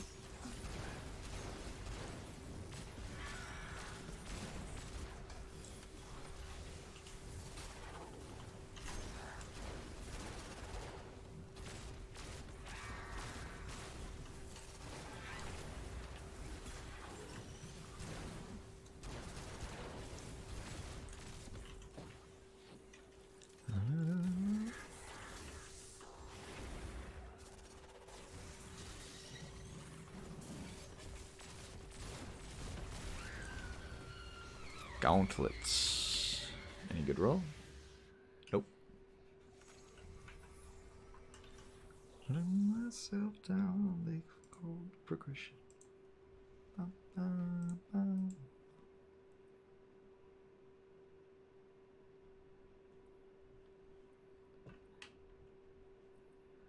Whoa, whoa. Whoa, whoa. For generations, the Dreaming City housed one of the Awoken's most closely guarded secrets. Going to wait until She is known as the Riven. next dungeon comes out to buy it, because I don't really want any of the new dungeon weapons, but the armor looks so cool that I caved and just bought it. There's, And her death is your calling. I don't know, it's a pretty cool one. I don't know if you're a Destiny 1 player, but it's got some neat stuff related to Destiny 1 that is really neat. In a way, Destiny 2 players can experience some of that too, but it's a bit of a bigger deal if you're a Destiny 1 player, I think. But it's still a very nice dungeon. I think the mechanics are interesting. It does feel different. I think they did a good job of making it feel like a bit of a different mechanic. I know Destiny gets a little bit of a bad rap sometimes because it's like, wow, okay, same mechanics as always. And I'm in that boat. I kind of agree that, like, it could be more, you know, engaging in certain ways.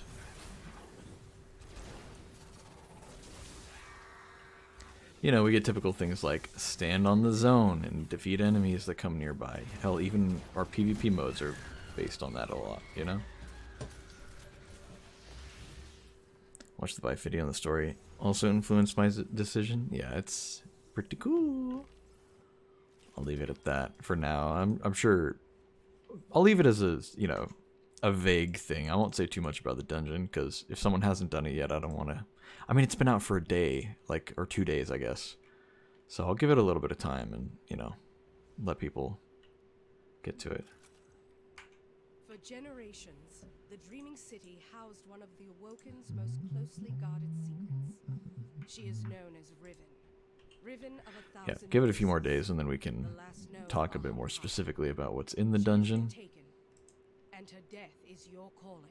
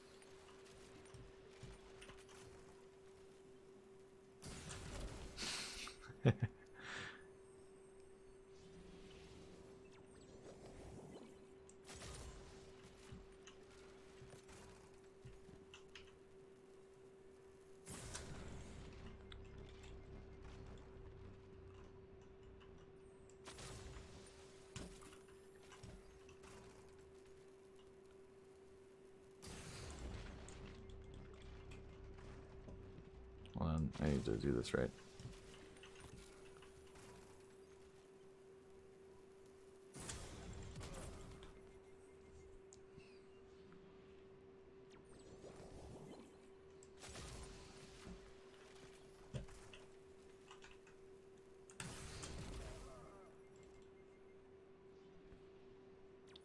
Full auto makes it way easier to wipe with a GL, man.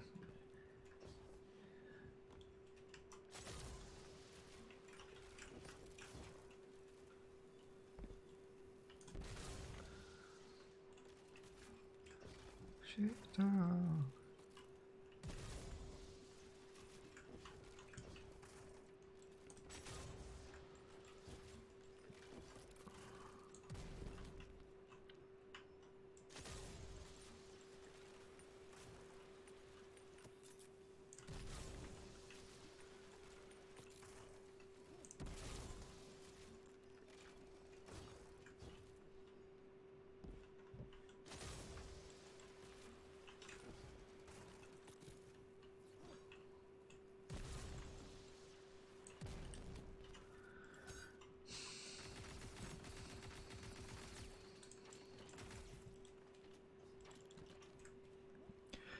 Yeah, I don't know.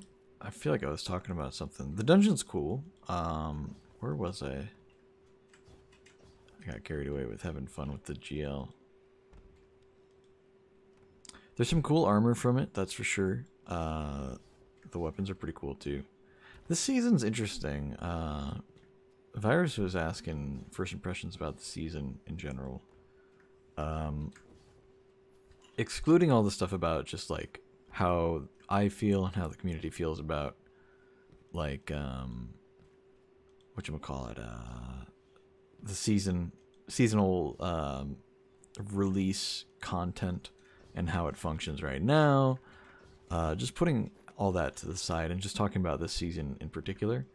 I think it's interesting. We've got 2 weapon sets that are the same but have taken variants. I think it's a gimmick, but it's an interesting gimmick. And people might say, well, it's a lazy gimmick, and I'm like, yeah, you know, it is. But that doesn't mean it can't be interesting at the same time, you know? They implemented it in a very lazy way. I mean, literally they took each of those old weapons that existed from, I think, Gambit, I think is one. Maybe they were just from a season or something.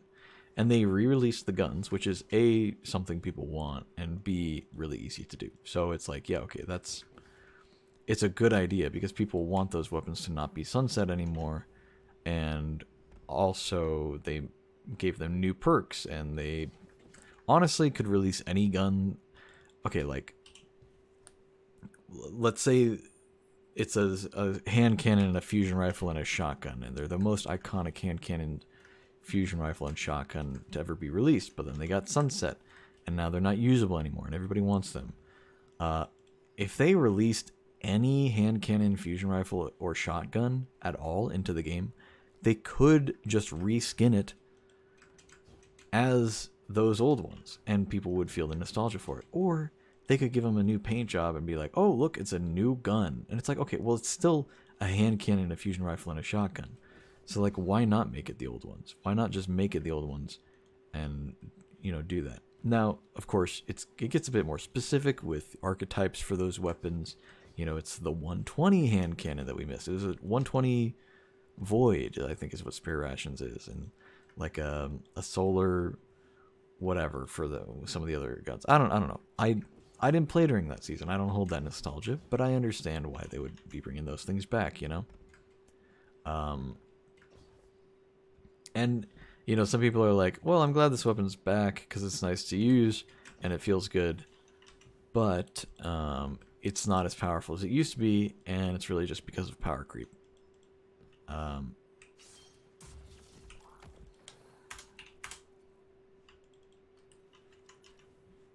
It's like, yeah, that's power creep for you, you know?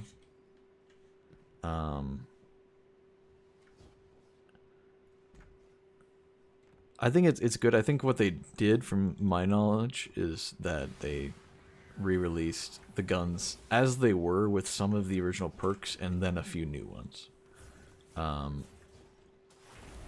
And I think it's interesting because they made the normal versions exactly how they were, but updated, right? It's like, okay, that's cool. And then they made Taken variants that are like the opposite. So the Taken variants are the craftable ones, first of all, which is very different, you know? They're not random dropped like the other ones are.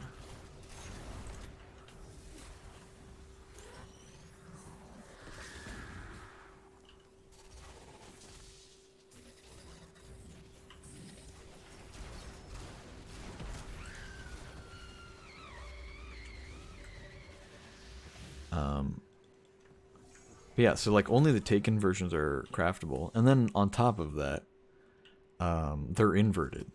So it's like you have like one damage type, and then the opposite of that is going to be what the Taken version is. So if it's in the kinetic slot on the original set, it's in the energy slot on the Taken set, and vice versa. And it's cool that they have that as a theme. They have that as a little gimmick this season. Now, I will say this. It comes with a big caveat. That's a very interesting thing, but if they keep doing that, if they keep releasing two weapon sets where it's just you have the normal one and then you have a reskin of the normal one that is inverted, I'm going to get sick of that gimmick really fast. And I think everybody in the community is going to get sick of that gimmick really fast. And I wouldn't blame anybody who gets sick of that gimmick really fast. That being said, I think it's cool one time to do that. I think it's fine.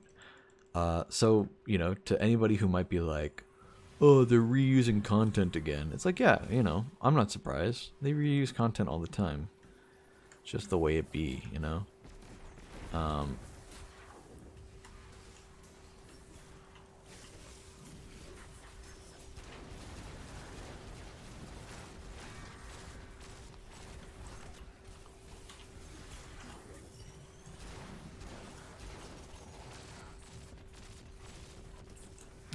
Okay. Thanks. Well, I have no orbs now.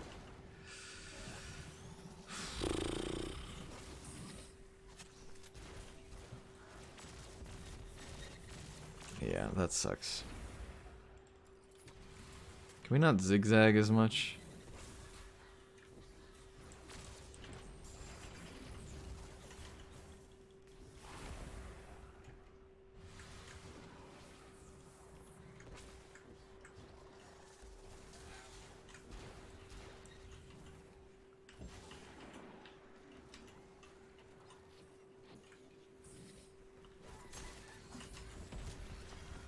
Okay, good. Somebody got him.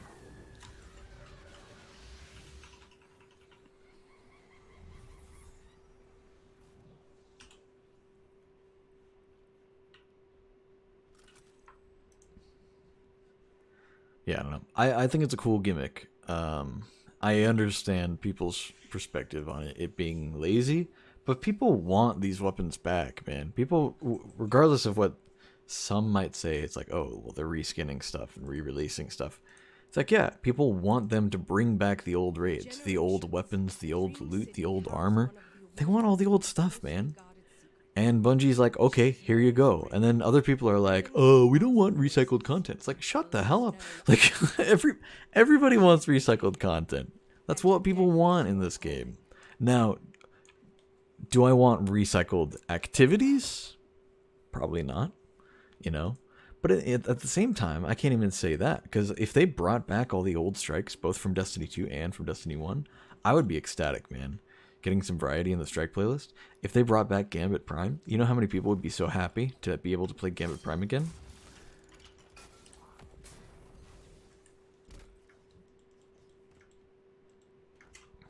Man, why does this gun have to have so many more levels to go? I really don't want to use this heavy anymore, man.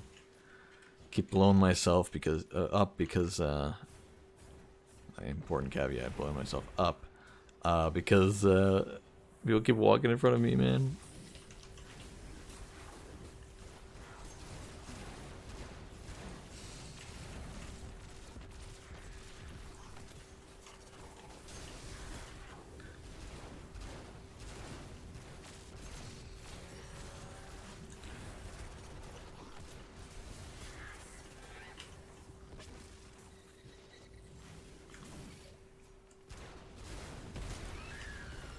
Hey, that's a craft, isn't it? That's huge. Also an artifact to unlock. Huge. Cool. Now we can just get rid of this really good roll that I got and just craft it instead. Huge. That also means we can stop tracking it and track the auto rifle instead.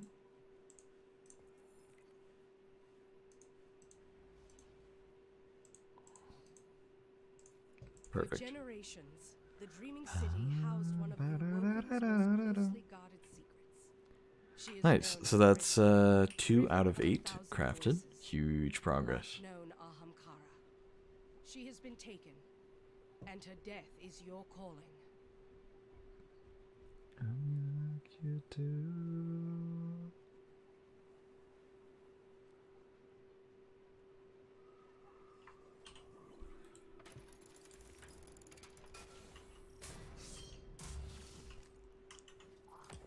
Huge sync up. Rescreen or not, the amount of weapons we got this season is crazy. Yeah, we got a bunch of world drops too. I think some of them are, you know, not reskins, but re-releases of old guns. Be them. I think what they're doing is they're re-releasing some like blue weapons as well. They did that with that one.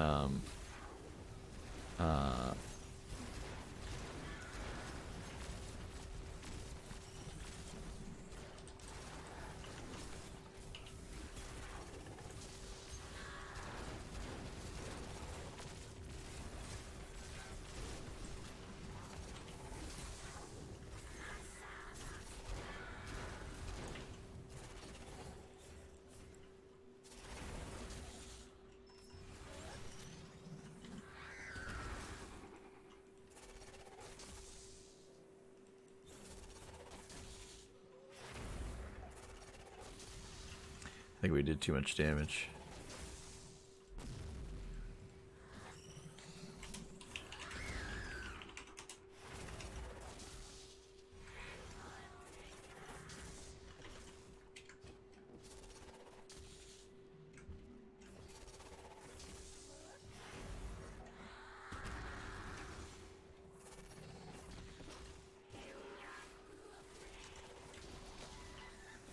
Stop doing damage.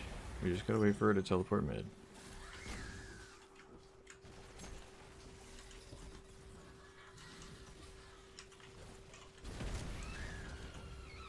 Oh, we got the auto rifle, but not red border. But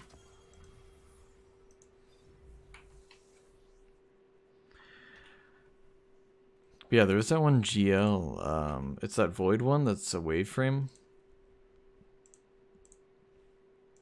Got re-released or got released last season. And it's a new, or it's an old weapon that they renamed basically. For generations, the Dreaming Or City not housed renamed, one but of the re-released. Awoken's This is not the right most closely tab. guarded Hold on. secrets.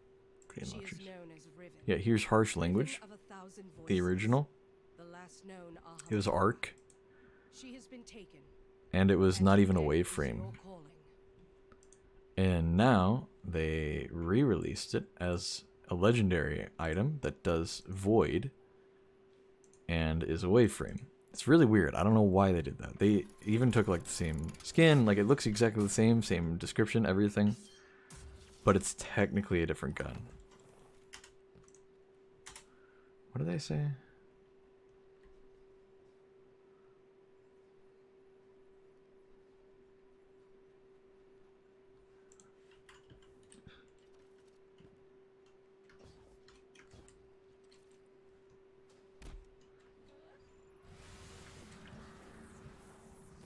Guess they were waiting on me. I didn't realize.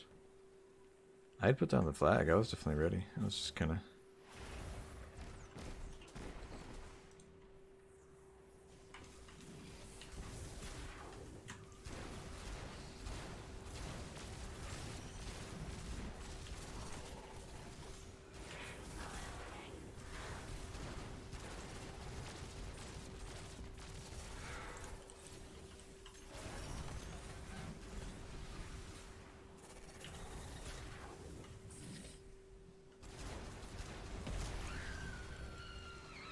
Another chess piece.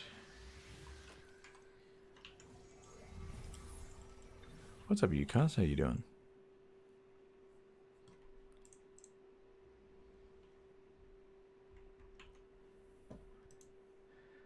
New dungeon? No. I really gotta farm these last wish weapons. The sooner I get these done, the better. I really don't want to have to do them later in the season. The Dreaming City housed one You know? of the Awoken's most closely guarded secrets. She is known as Riven. I do want to do the dungeon more. It was fun. I actually liked it a lot, but man, She has been taken. I really want to get this stupid... I've gotten only 2 of them crafted so far. And yeah, I need some good progress on these. The game has not been nice about these red border drops.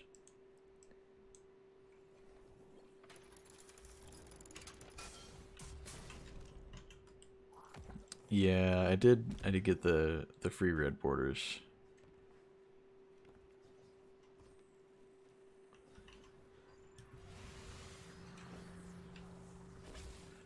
I didn't even realize it was a bug. It just seemed like it was normal to give that many. I don't know, it was weird.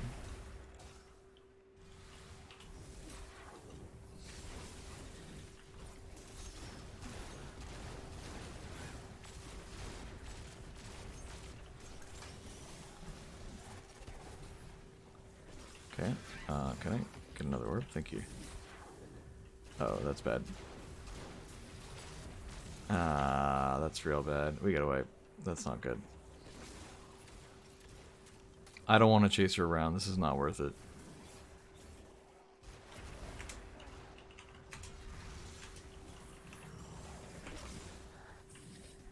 She's just gonna teleport again. We're not gonna kill her here.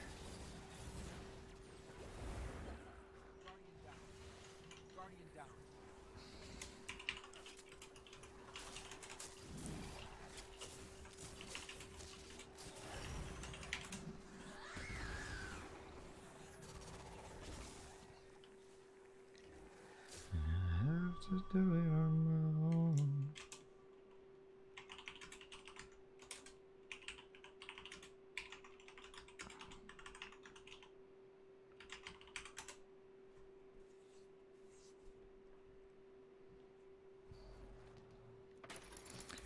You're an LFG I can fill if we need. Yeah, I mean, if we get an opening spot, for sure, I can mention it. But, yeah, we'll see.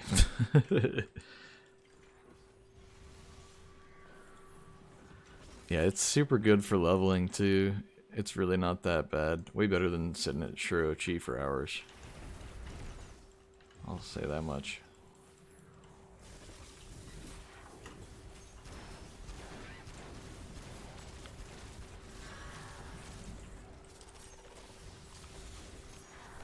I did that at the wrong time. Also, I'm doing that at the wrong time. What am I doing?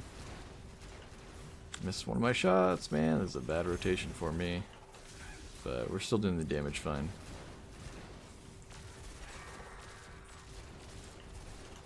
Okay.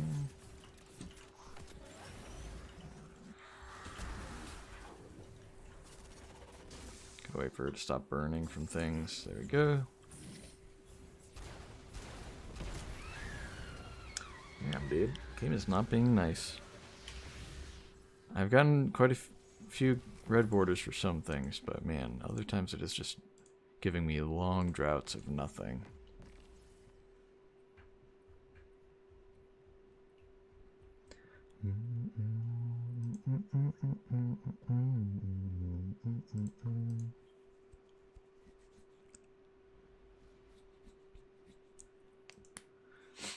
For generations, the Dreaming City housed one of the Awoken's most closely guarded secrets. She is known as Riven. Riven of 1,000 voices. Yeah, I mean, each run you get guaranteed 4 legendary shards. Each run takes like two minutes to 2.5 minutes. And that includes the loading times. It takes anywhere between 2 and 2.5 minutes just for one run, if everybody's on top of it.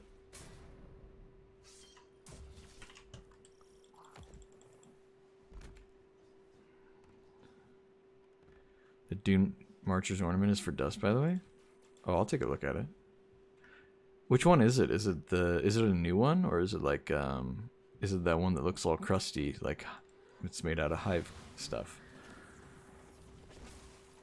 The black army one. Oh yeah, that one. I've got the hive one. I had to consider, I don't know. I'll see if I have some bright dust laying around.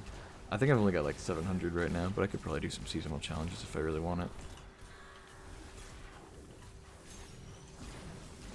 Of course, I also like the hunter one. I use Frosty's quite a bit. Frosty's actually goes well with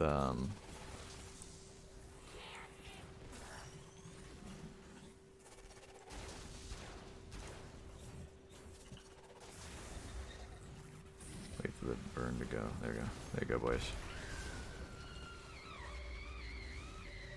My golden gun was going to run out before the burn ended, so I figured I'd use it, spawn them orbs, and maybe get somebody else the golden gun so we can get it done a little faster.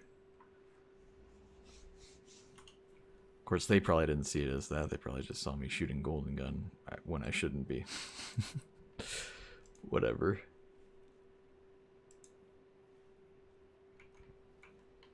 Yeah, I actually really like the look of the, I want to open the store, watch the frames drop down to 1. Let's see it.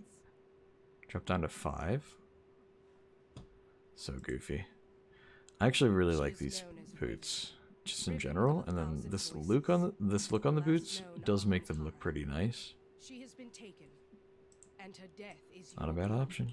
I'm considering it for sure. Do they have another ornament? No, it's just this one.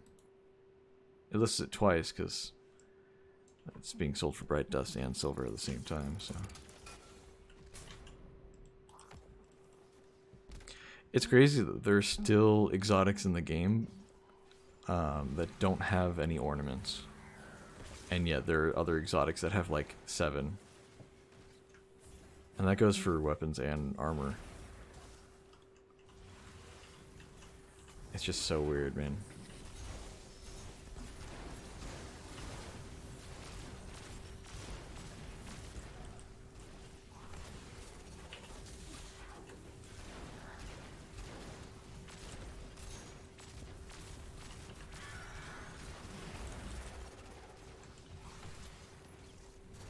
Wait for the burn to go.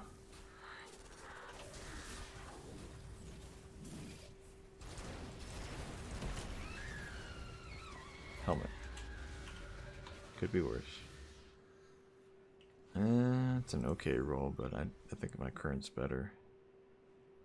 Yeah, this is... I think they're both 65 base stats for my raid armor, but this one's got way nicer distribution for what I like, at least. Let's take a look at it. Yeah, they're both base stat 65. This one's just got the bonus from being maxed out. One of the Awoken's most closely guarded secrets. She is known as Riven. Riven of 1,000 voices. The last known Ahamkara. She has been taken, and her death is your calling.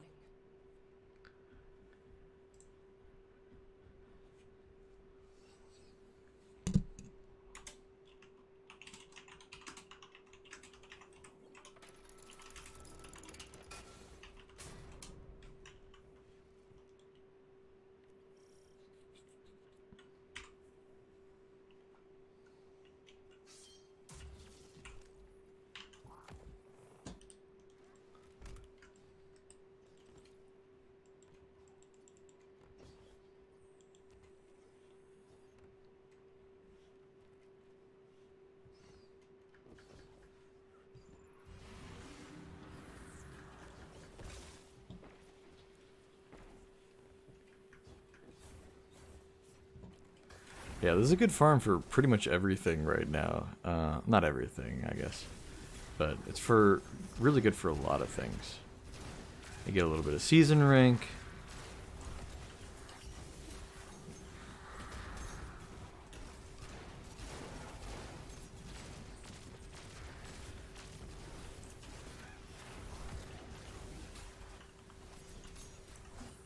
damn. Shouldn't have hit her with the knife. She's gonna burn a little bit. Oh wait, no, we're good. Sometimes that throwing knife doesn't do any burn at all, and sometimes it does it for like an hour. And I don't really know why. I think maybe only one of the knives does the burn, maybe? So I'm not sure.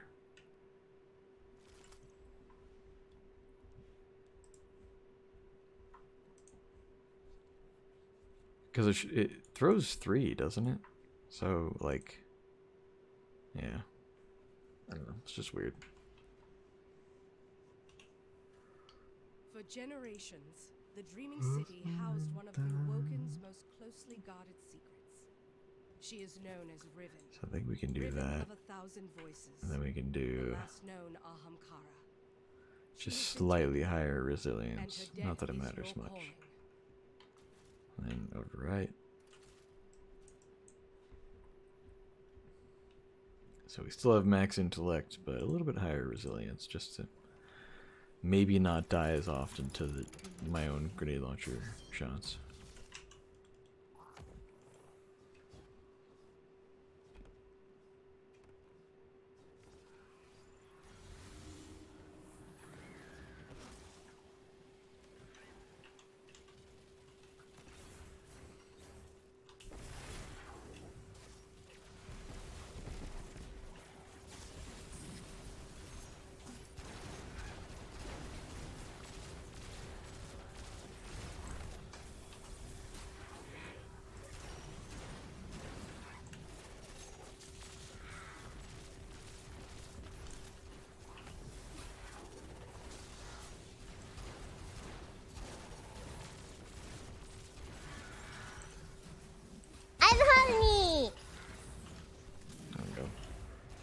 What's up, Civ? Not a red border, sad. I don't know. It's a really good farm for red borders compared to every other raid. I mean, if you get as unlucky as I'm getting right now, then it's definitely not great because it just feels like a lot of wasted time. But you're getting like, I mean, okay, you're getting a lot of legendary shards, which maybe isn't a big deal for everyone, but you get a guaranteed 3 every single time, right? And then on top of that, you're getting constant engrams for war table and sonar station, which is just even more stuff, right? So that's not bad. You're getting levels, you're getting ranks up, and then of course, or you're also getting weapon levels too. So like you're getting like ranks for the season pass. Then you're getting weapon levels too if you're running that. You're just getting like a lot of things. And it's maybe not a lot of each of those things, but the runs are literally like 2 minutes to 2.5 minutes for each one. And so even outside of the whole red border farm part, which is like the main thing I'm after, of course, and that everyone's going to be after, right? Even outside of that, it's still like a good farm for everything else, basically. So even if you get pretty bad luck, you know, it's still not so bad. That being said, all that being said, this is a very important part, it is very boring after a bit, this grind here.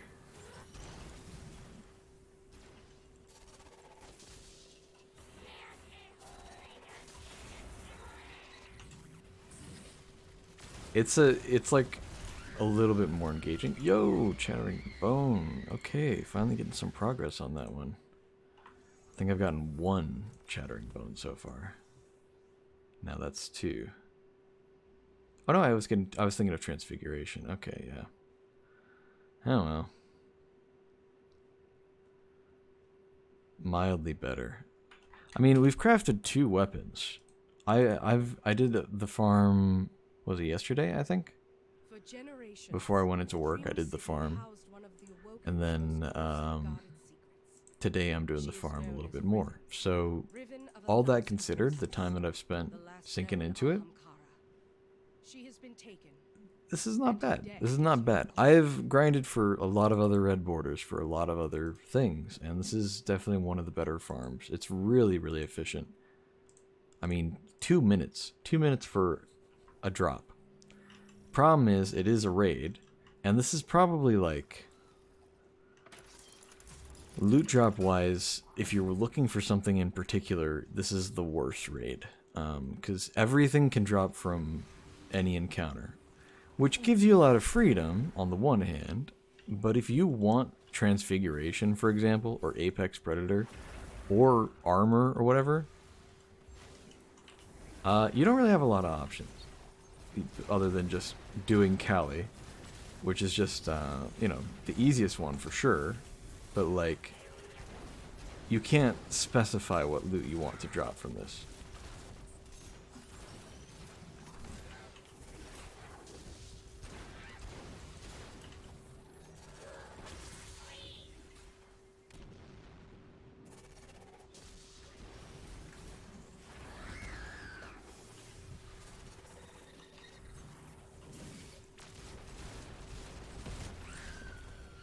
There's a Transfiguration just to smack me in the face. Non-red border. Yeah, I recommend this farm if you can stomach the boring. You know, if you've got a good amount of time to just sit and grind mindlessly, and you want some of these red borders for sure, go for it. You know, go for it. I don't know if they're gonna patch this. I don't know if they're going to patch how easy it is to farm Cali, because right now Star Eater Scales is just crazy good combined with Marksman. Literally orbs on crit hit, and then she's got one of the easiest crits to hit, and she's also taking more damage from crit hits, and it's stacking damage from crit hits, and you can get bonus damage from being radiant, which is really easy to proc with throwing knife. You know, there's so much. And then if you really want to look into the build crafting of it, there's even more to make it even better, just in little ways. Like I've got the thing where if you use your class ability, it picks up all nearby orbs, which is really good for Star Eater Scales, because of course all the orbs are worth more super energy. It's just, I don't know, it's a really efficient grind, but it's purely because of how good Star Eater Scales are right now. It's ridiculous how good they are.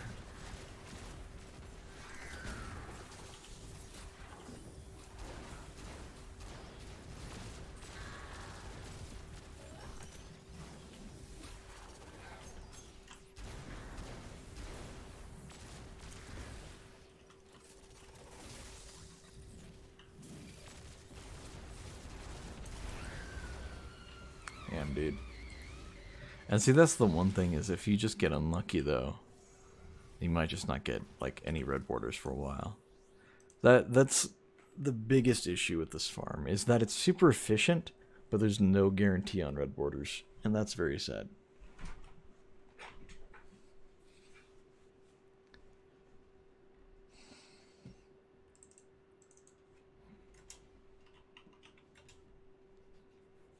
For generations, the Dreaming City housed one of the Awoken's most closely guarded secrets.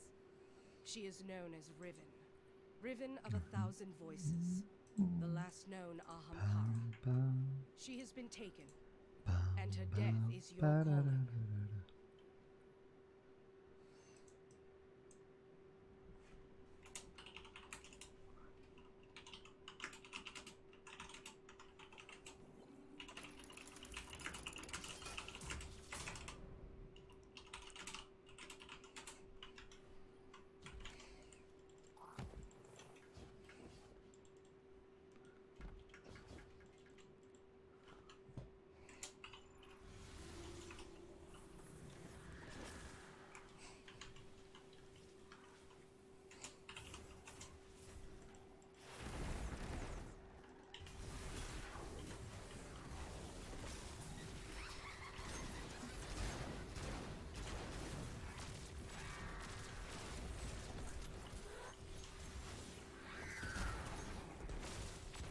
This is bad.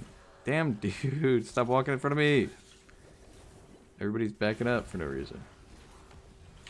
There we go.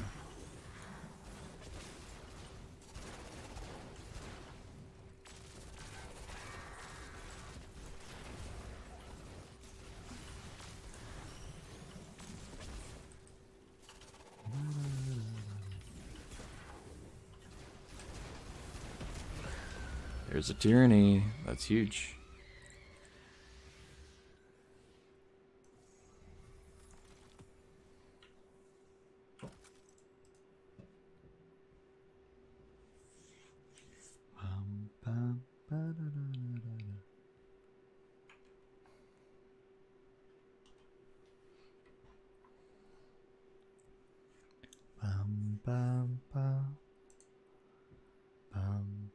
For generations, the Dreaming City housed one of the Awoken's most closely guarded secrets.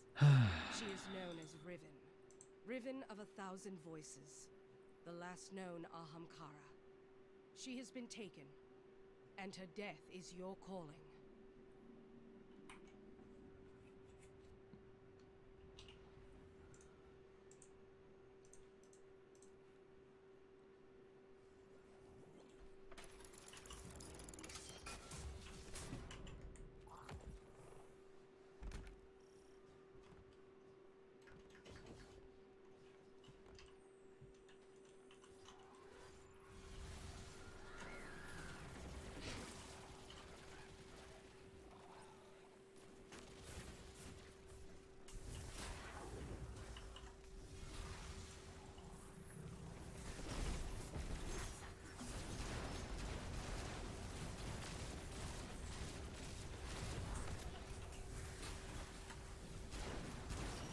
Whoa, okay, a little bit of game lag there.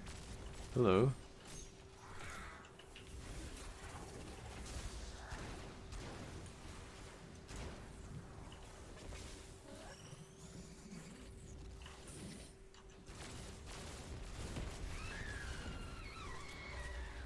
Yay, boots.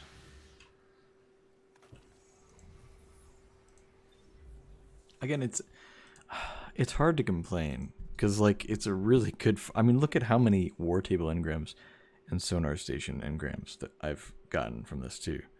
So even if like I don't get the loot I want from one run, or even like 5 to 10 runs in a row of the wrong loot, that's still 5 to 10 sets of legendary shards. So what, times 3? That's 15 to 30 engram or legendary shards, which isn't crazy, but like on top of that, that's like a lot of 5 to 10 War Table engrams. 5 or no, actually it's double, so 10 to 20 War Table engrams and 5 to 10 Sonar Station engrams. It's, I don't know.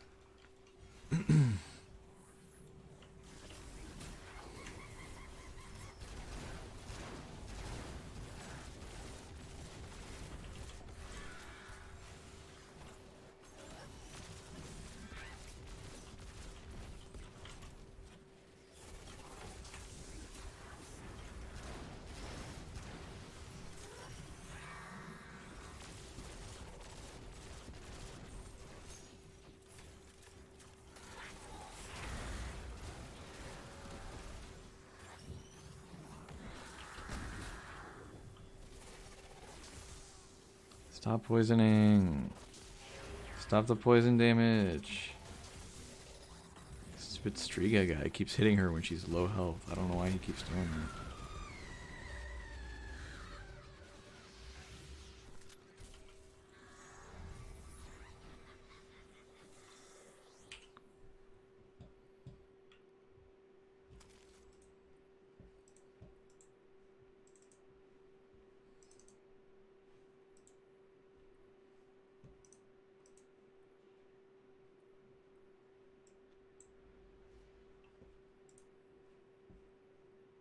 For generations, the Dreaming City housed one of the Awoken's most closely guarded secrets. She is known as Riven. Riven of 1,000 voices. The last known Ahamkara. She has been taken, and her death is your calling.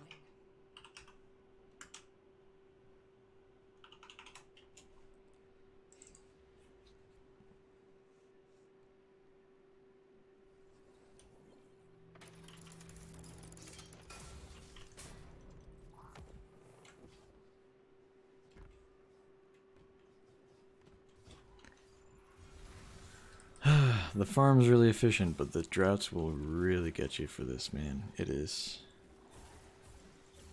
a painful.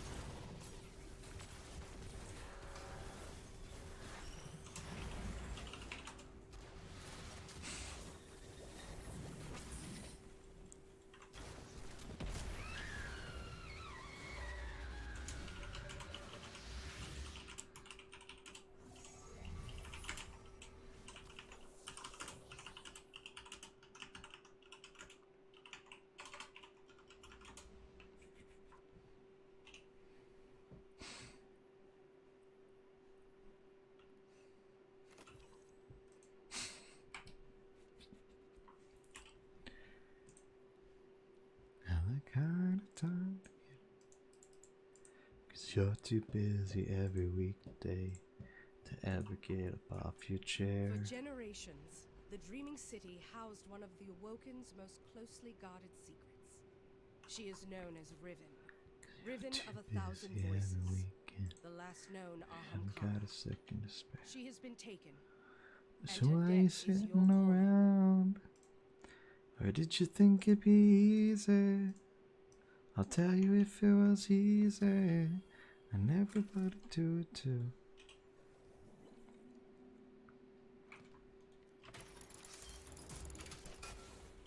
Wanna hit your little wagon up to a star? How are you gonna take the road less traveled by?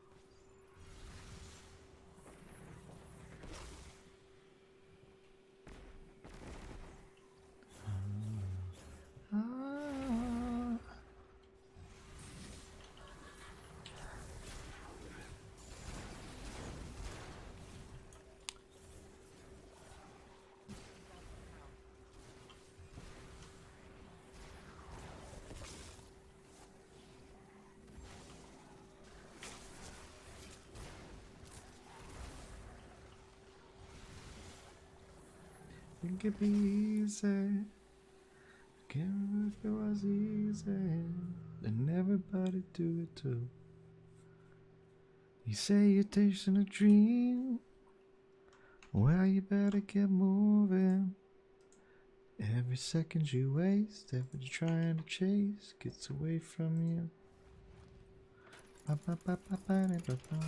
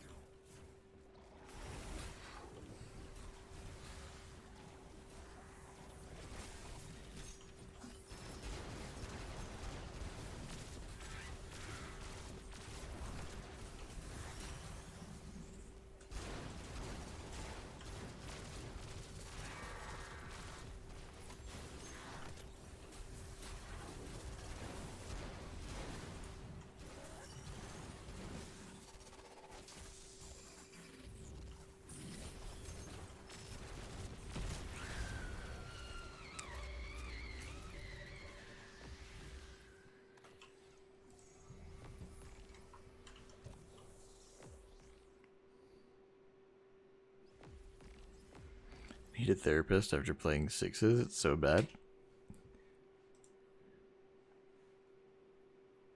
What are you playing PvP? What do you mean playing sixes? Control, damn. Yeah, see, that's your first mistake. For generations, the Dreaming City housed one of the Awoken. Your first mistake is playing anything PvP related in Destiny. She is known as Riven, Riven of 1,000 voices, the last known Ahamkara. She has been taken, and her death is your calling. I feel bad for anybody who comes to Destiny for PvP, because it genuinely, like, there's some really unique stuff in Destiny. I I really want Marathon to be a good PvP game for them. Because I don't think Destiny is it, man. I really don't. It was really good in Forsaken. Yeah, but like the game wasn't good in Forsaken. The game started getting better in Forsaken, but it wasn't really that good.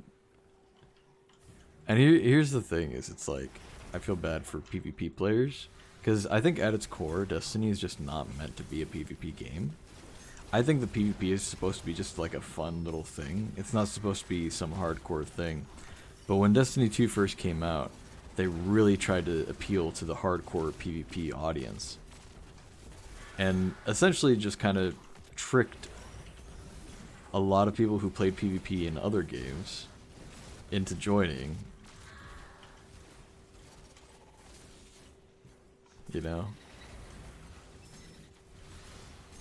And I think if you play the PvP just for fun, then you're probably fine. Like, you know, it might be a little frustrating here and there, but you'll probably do okay and have a good enough time with it. But like, it's really not the best experience.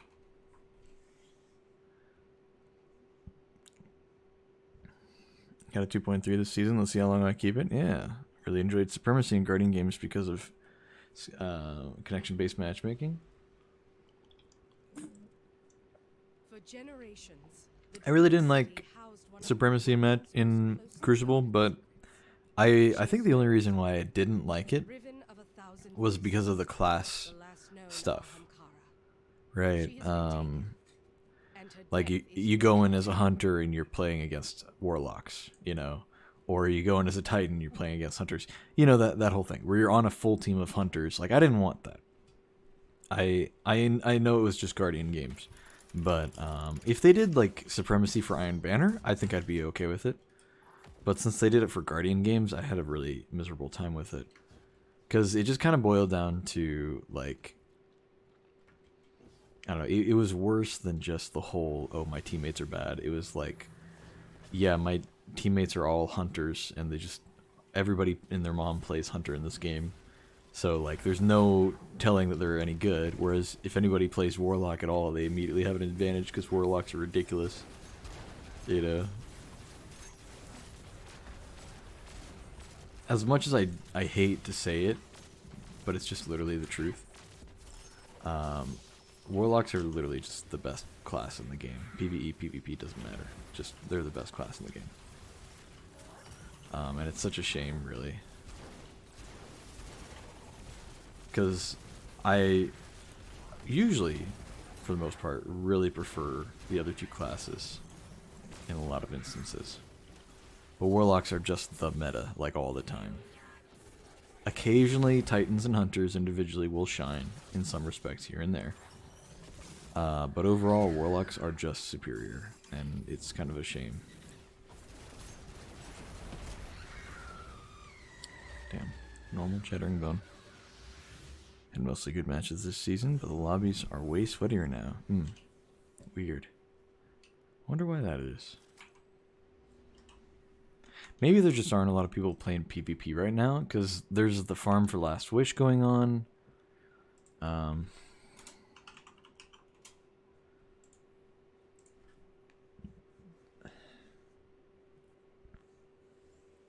For generations, the Dreaming City housed one of the Awoken's most closely guarded secrets. She is known as Riven. Riven of 1,000 voices. The last known Ahamkara. I just lost my train of thought. I was reading the people in my chat. I mean, skill-based matchmaking, the better I do, the better the other players in the lobby are. Yeah, well, see, as a bad player, skill-based matchmaking feels great. Because I end up playing with and against people who are as bad as I am. And I much prefer that.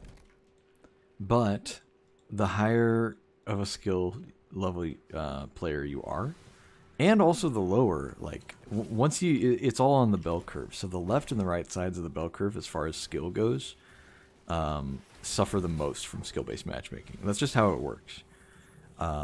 So the majority of the community is having a better time in PvP. And that's just the reality of it. But chances are, the people who play the most PvP are the ones who are good at it. Right? So it's a tough call for Bungie to make, you know?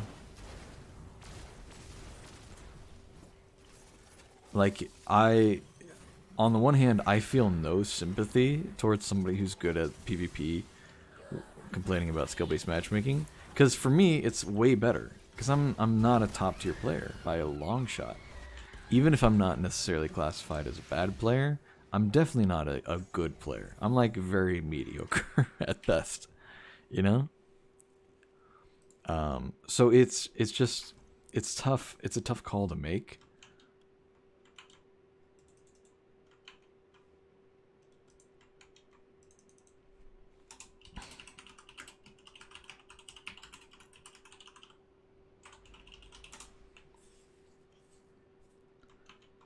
For generations, the Dreaming City housed one of the Awoken's most closely guarded secrets.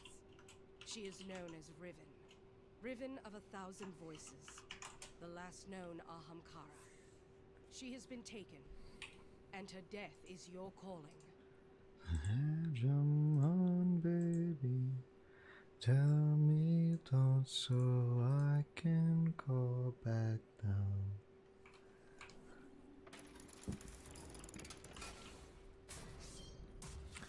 I wish I wasn't out of rally flags, but it is what it is.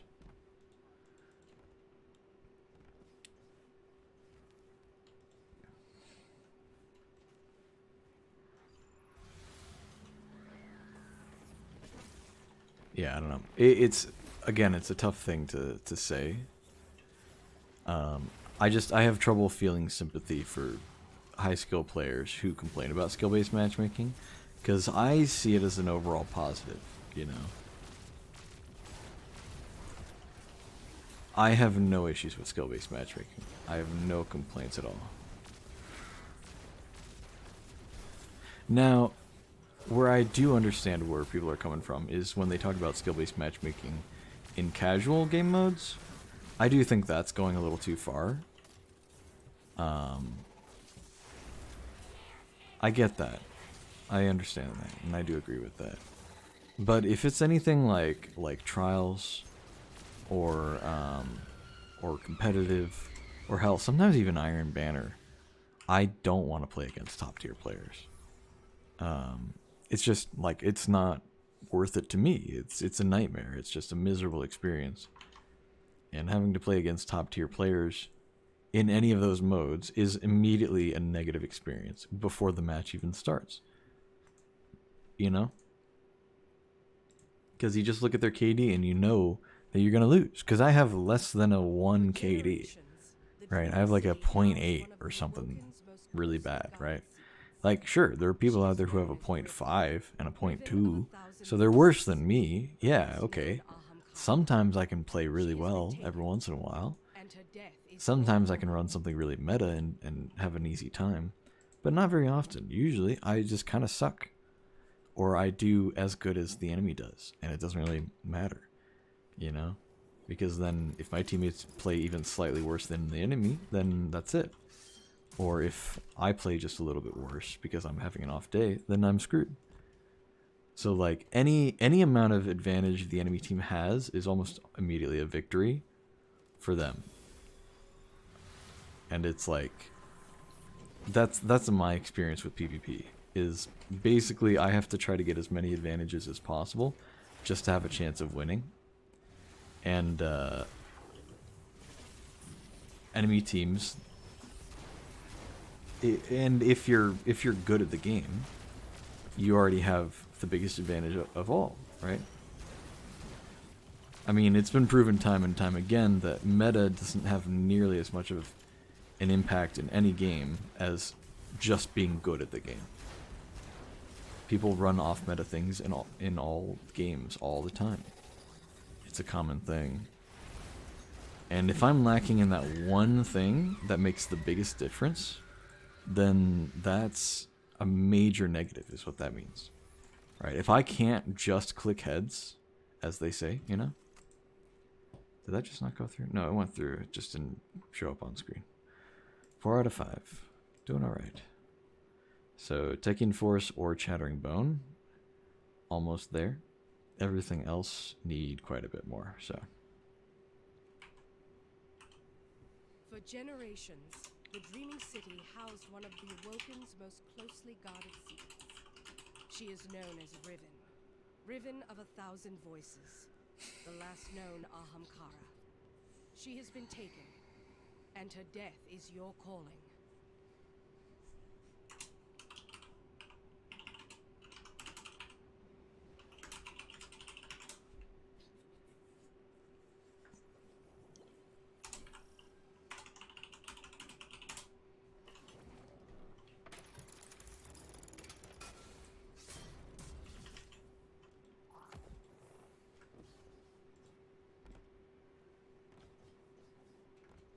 so it's tough because like everybody only cares about their own thing, right? Everybody is only worried about their own personal interests, which is like totally normal. Every living being, every sentient being out there feels that way. You just want what's best for you, right? More than anything else. It's like, okay, fine, right? So the people who are good at the game don't like skill-based matchmaking because it makes them have a worse time. You have to try hard all the time. I don't want to try hard all the time. I get that. But as a bad player, I don't look at it as a negative at all. I see it only as a positive. So it's a weird situation, Damn, if that were red border, that'd be nice. If I don't hear from you tonight.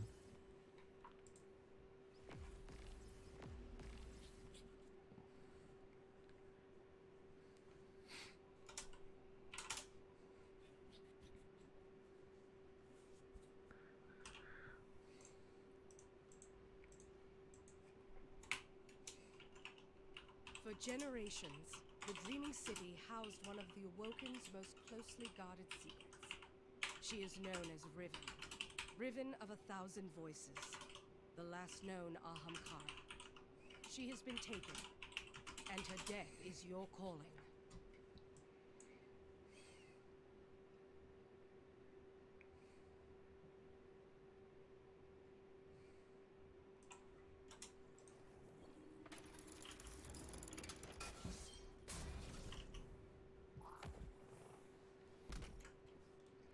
Yeah, I don't know. It's a tough topic. I want to feel sympathetic towards higher skilled players, but with how often I've had to play against higher skilled players, it's really hard to feel any amount of sympathy at all. Really, genuinely, it's so hard, man. I really like as a mid to low end player. I don't know. I just don't feel that sympathy.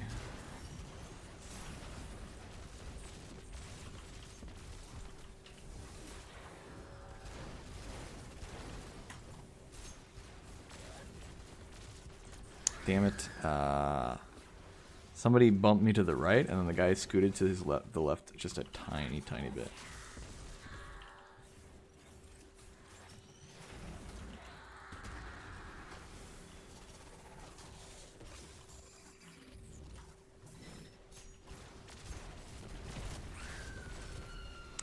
Yo, that's Chattering Bone.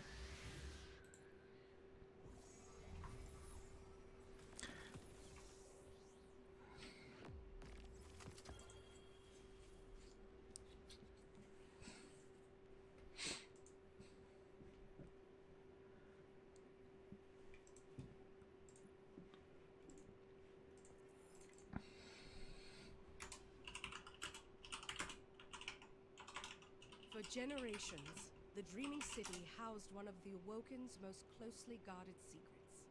She is known as Riven, Riven of 1,000 voices, the last known Ahamkara. She has been taken, and her death is your calling. Wish said no. People in this chat, man, they're great.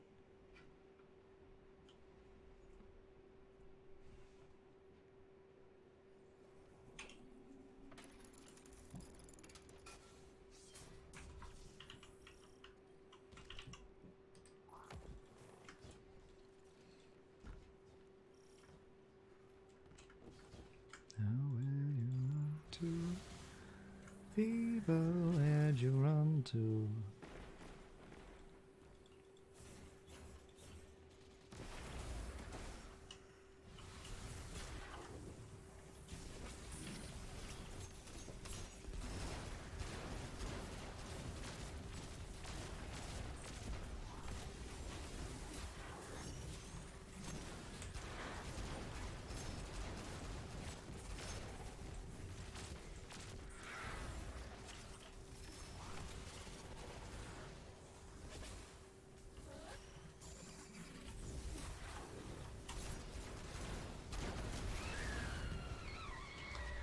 A normal supremacy.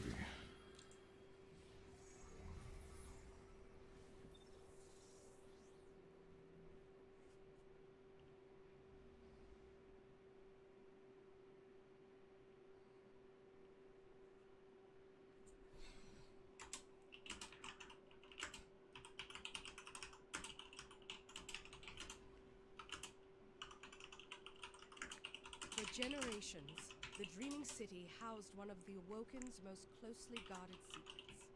She is known as Riven, Riven of 1,000 Voices, the last known Ahamkara. She has been taken, and her death is your calling.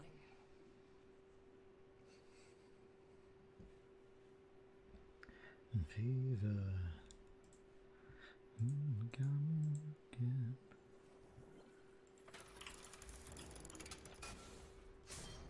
Fever, why won't you explain? Break it down again. Fever got me guilty. Just go ahead and kill me.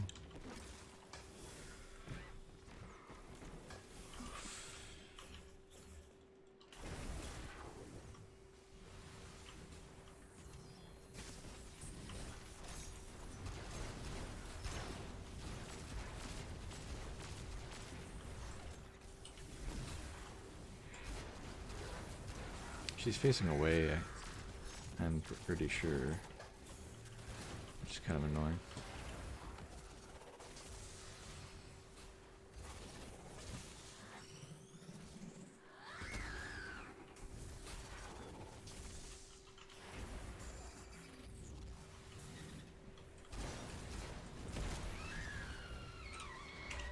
Well, of course, now that I've crafted Shattering Bone, getting another roll.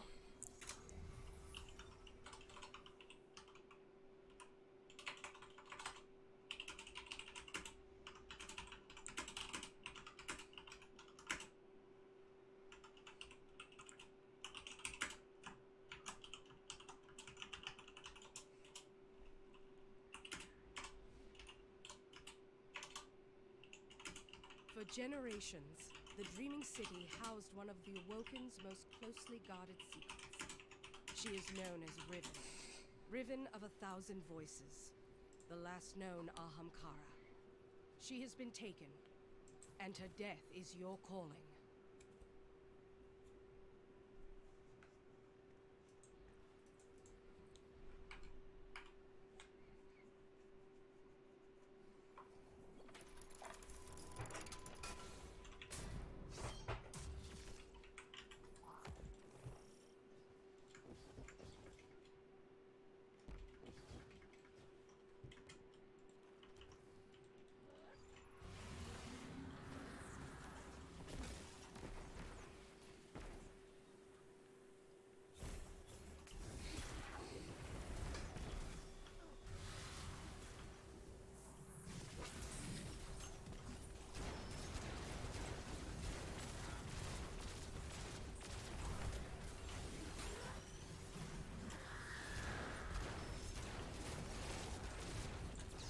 Damn Thrall, dude.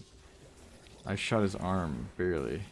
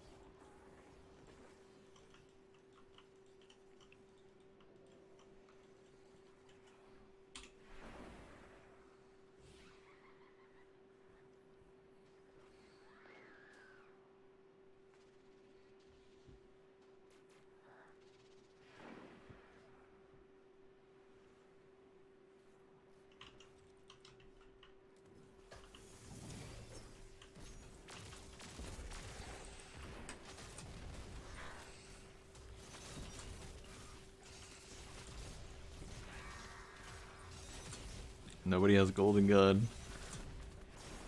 Are we still able to kill her? I think we're good. Yeah, we're good.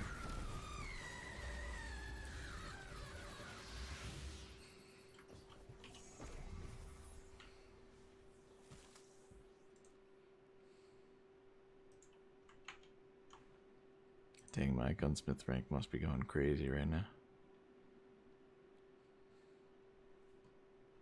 Rank 12. At the start of the season, man. Not even the full week.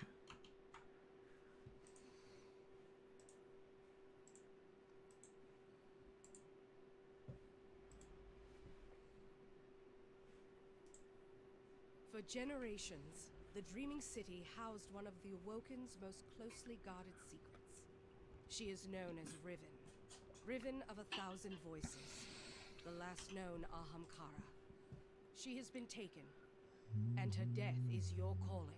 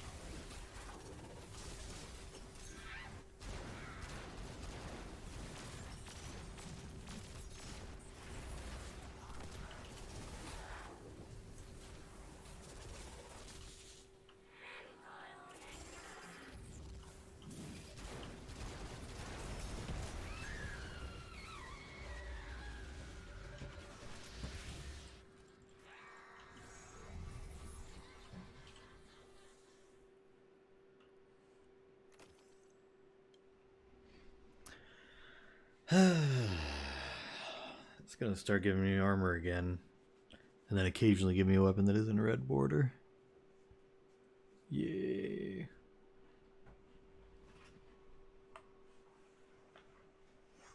For generations, the Dreaming City housed one of the Awoken's most closely guarded secrets. She is known as Riven. Riven of 1,000 voices. The last known Ahamkara. Oops. Oh, let me She just... has been taken, and her death is your calling.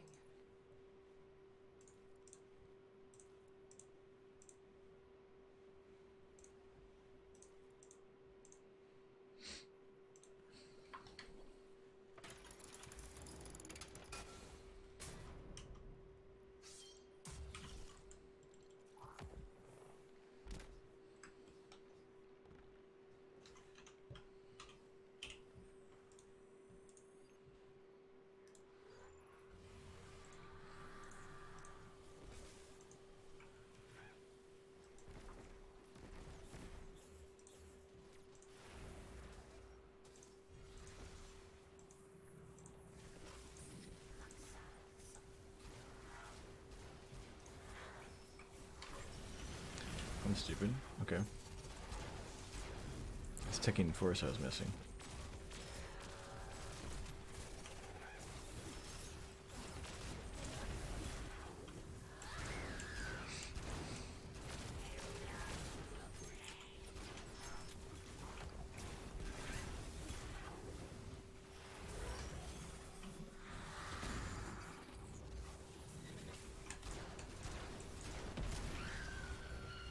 And another normal shattering bone. I'm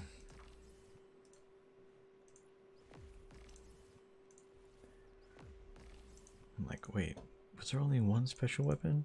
Thought it was just the sniper. I totally forgot about taking force.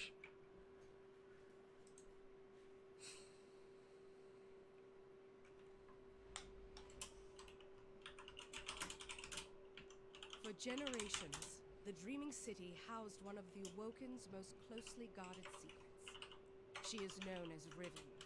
Riven of 1,000 voices. The last known Ahamkara. She has been taken, and her death is your calling.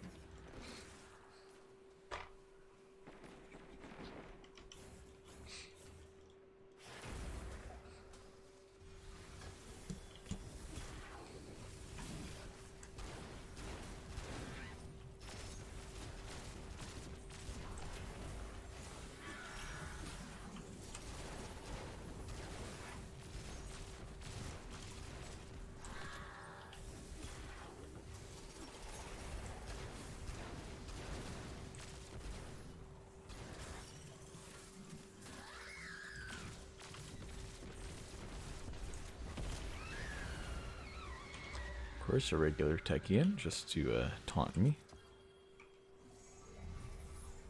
No backup plans. Is it really fun in PvE right now? Oh yeah, they buffed it. Didn't they just make shotguns do more damage with it? Oh, as long as you have an overshield, that's right. Let me take a look at it. Just read what Dim says about it. Because I like no backup plans.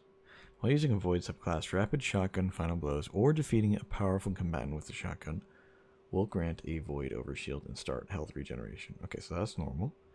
While you have a void overshield, shotguns deal additional damage, and shotgun final blows refresh overshield. So the overshield refresh part was already there as well. But the additional damage is new. Provides a moderate benefit to shotgun airborne effectiveness and reload speed. I think that was also old. So 30 airborne effectiveness. Wait. I'm not sure if you need the overshield to proc that, so that's nice. The airborne effectiveness for shotguns, 30 additional, so that's nice. While void overshield active, 35% increased damage, 10% increased damage for PvP. So in PvP, pop an overshield, get free damage. Been using it with tractor cannon. Oh, that's interesting. I mean, she has been taken, and her death is your calling.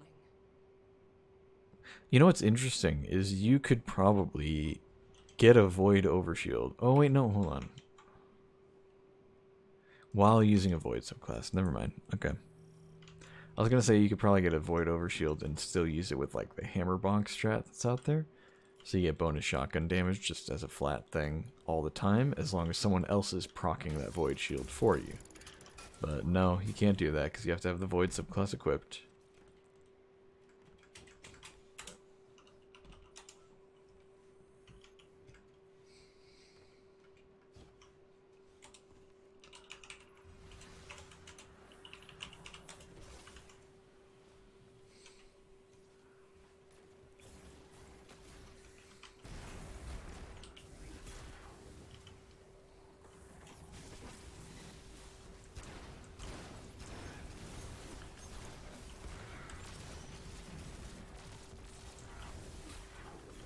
Totally messed up my rotation. That's okay.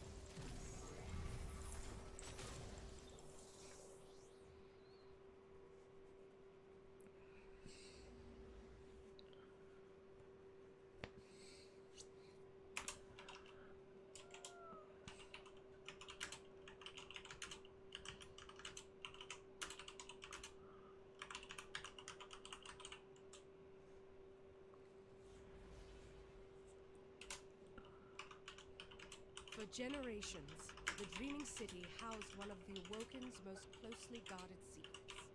She is known as Riven, Riven of 1,000 Voices, the last known Ahamkara. She has been taken, and her death is your calling.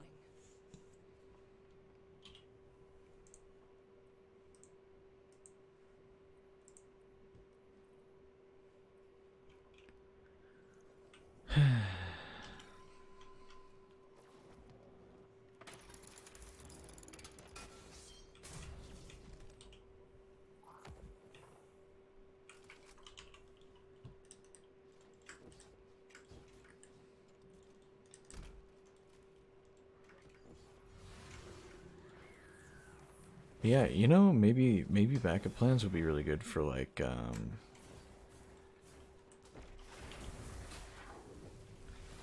could be really good for like Legend of Acreus or something.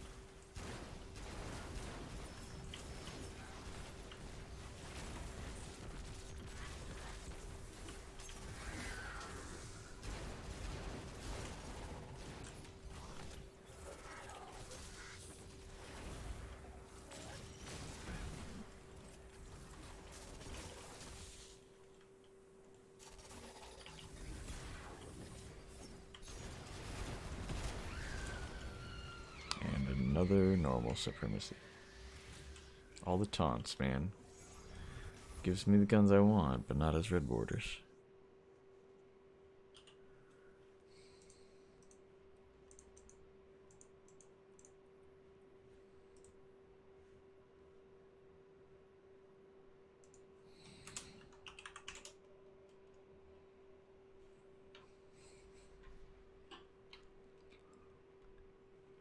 For generations, the Dreaming City housed one of the Awoken's most closely guarded secrets.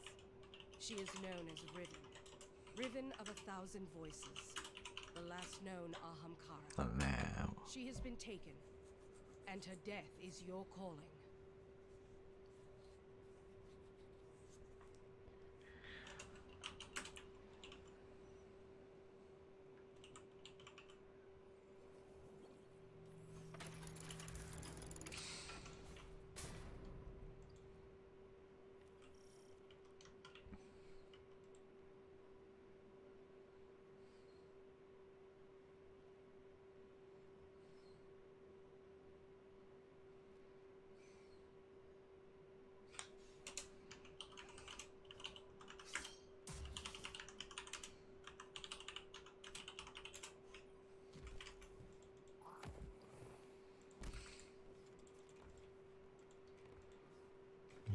That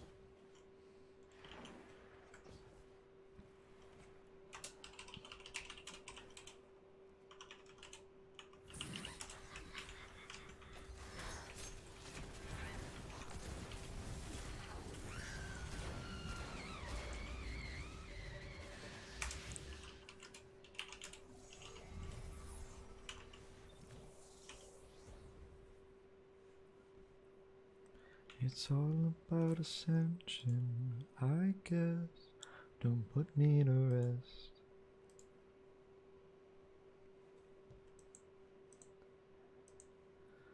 Go on and hand me your clothes and take a picture For too. generations, the Dreaming City housed one of the I can Awoken's see most closely you. guarded secrets.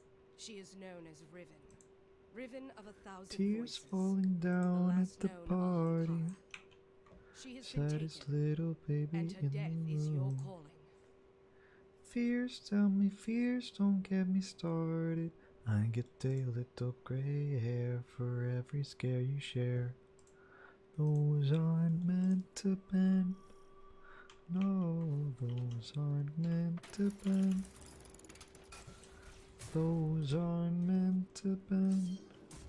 No, those aren't meant to bend. I hear your eyes and I see those cries. Hear your eyes and I see those cries. I can't be the only one who hears you. Tears falling down at the party. Saddest little baby in the room. Just tell me fears, don't get me started. I get a little gray for every scary shirt. Those are meant to burn. Those are meant to burn.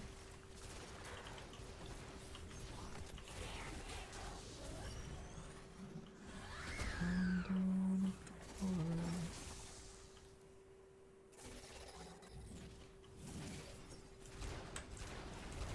Please don't get me started. I might die.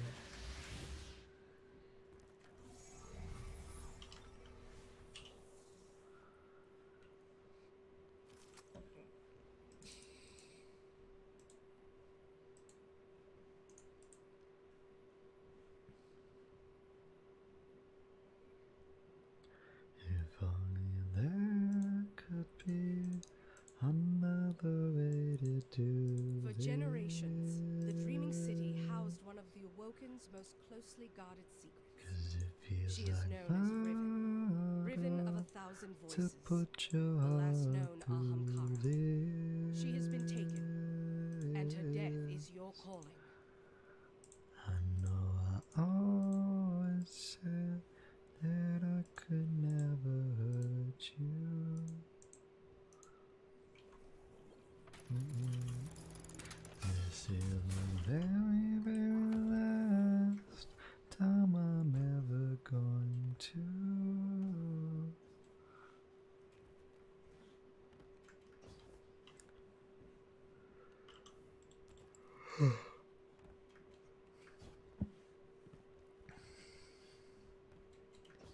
Cause I know that I'll be happier, and I know you will too. Said I know that I'll be happier, and I know you will too. Eventually,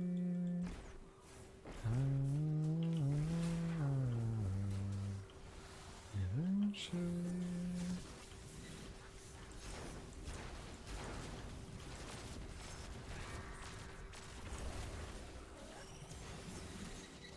Okay, I'm just gonna miss both my melees and have a teammate walk in front of me as I'm firing. Why are you zigzagging so much? Forward and back, people, not left and right.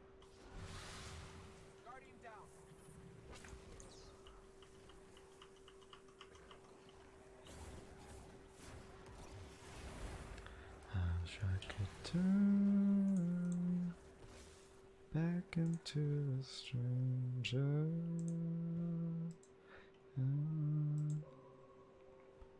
Cause if I was ever in your life, you wouldn't have to change nothing.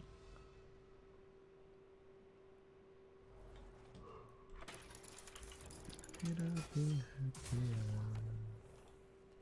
And I know you will too.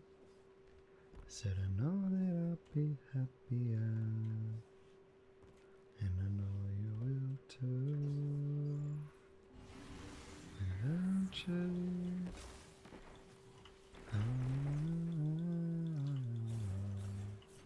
Eventually.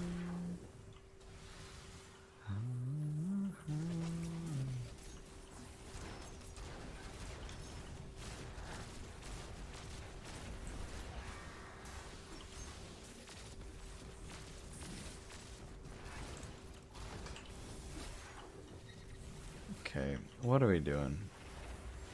What's happening here?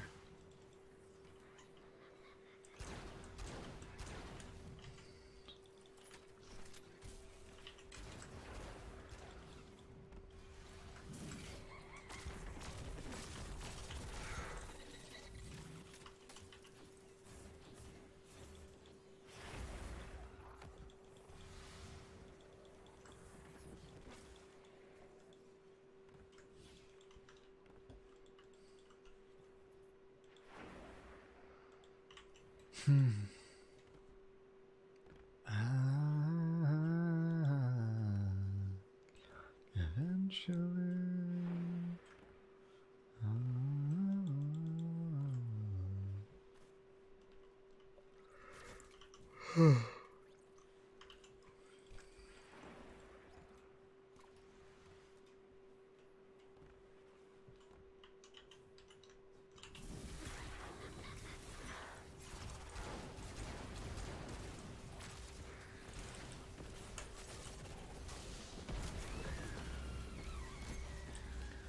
A little bit of damage glitch.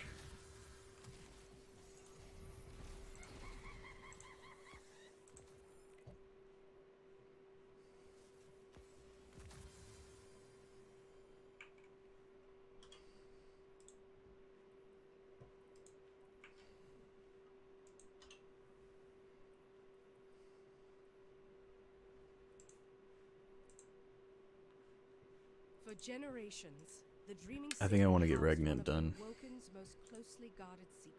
I think I'm gonna get my She is Regnant known finished as Riven, for leveling, Riven which of a means thousand 12 more voices, runs, the last known which Ahamkara. means She has 24 been more taken, minutes, roughly. and her death is your calling. Well, actually, no, that's about half an hour.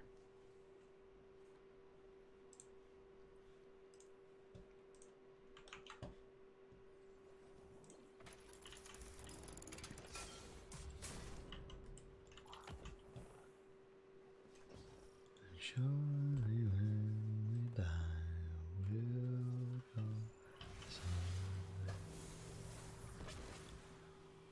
Waiting by the tokens.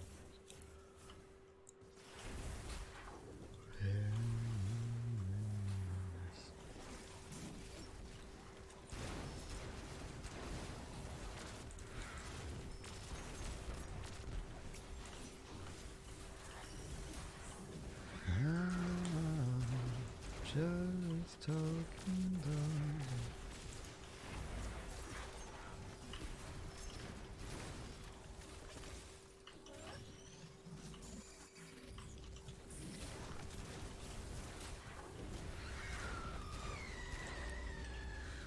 Age-old bond. Let's go. I'll take it. Repulsor brace and target lock is kind of nice, actually. Smoking. Na na na na. Na na na na na.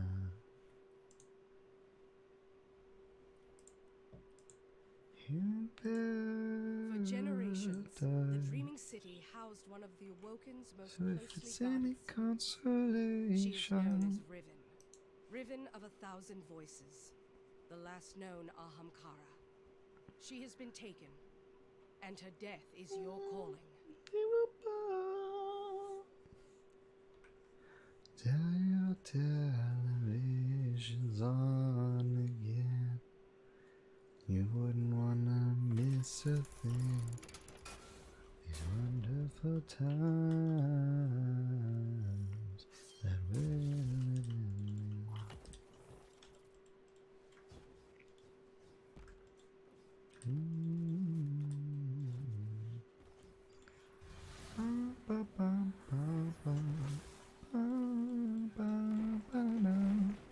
Ba-ba-ba-ba-ba.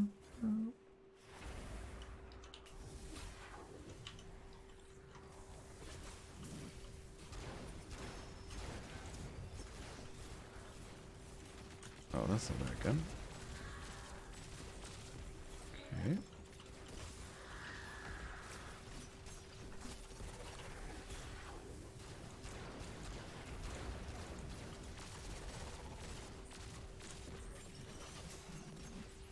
Okay, just gonna miss that, I guess.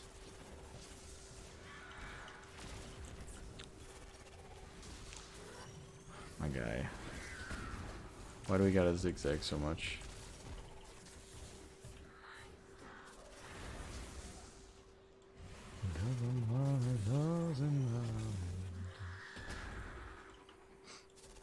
Smoking. La, la, la, la, la.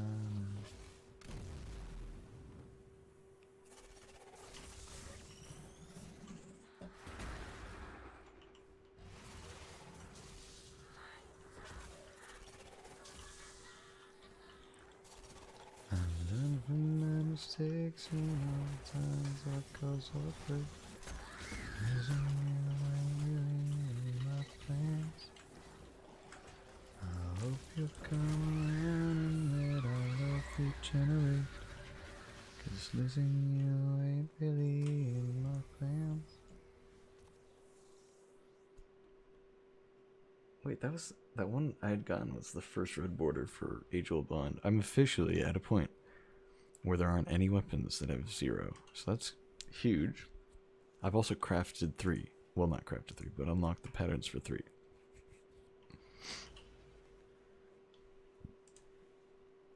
For generations, the Dreaming City housed one of the Awoken's most closely guarded secrets.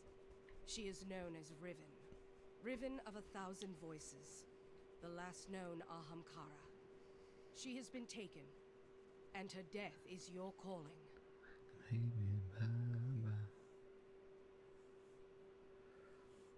I've learned from my mistakes and all the times I caused heartbreak. Losing you ain't really in my plans. I hope you'll come around and let our love regenerate. 'Cause losing you ain't really in my plans. We had the same discussion.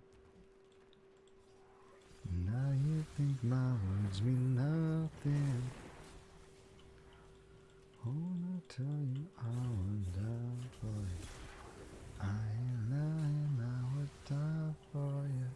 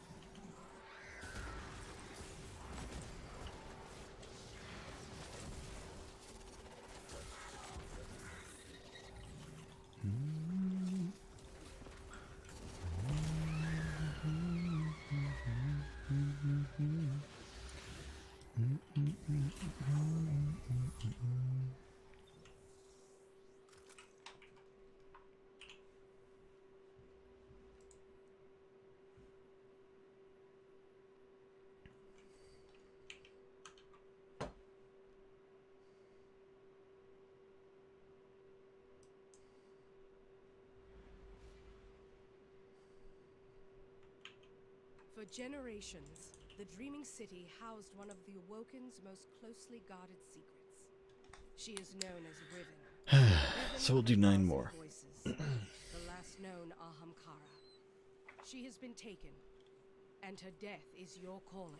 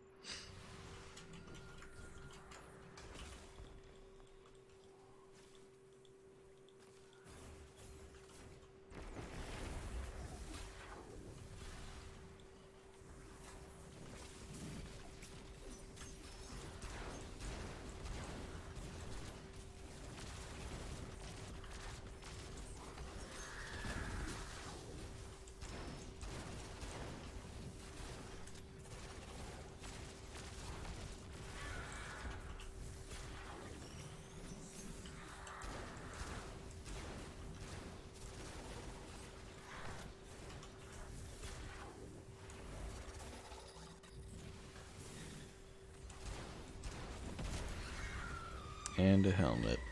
It's been a bit since I've gotten a piece of armor, so I guess I was due for one. I'm probably gonna get like 8 more runs of helmets. Or other armor pieces.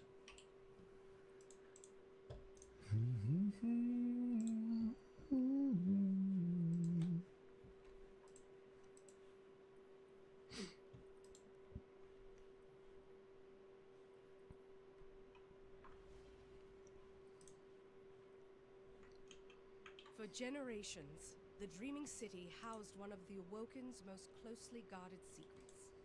She is known as Riven, Riven of 1,000 Voices, the last known Ahamkara.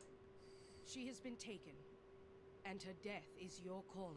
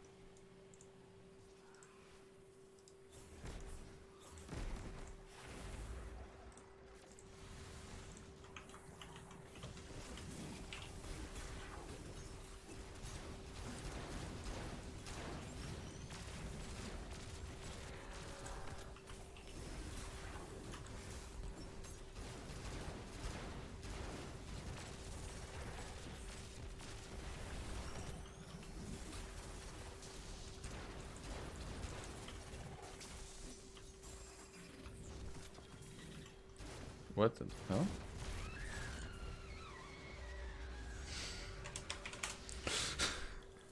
You have my thanks, Guardians, but my sister...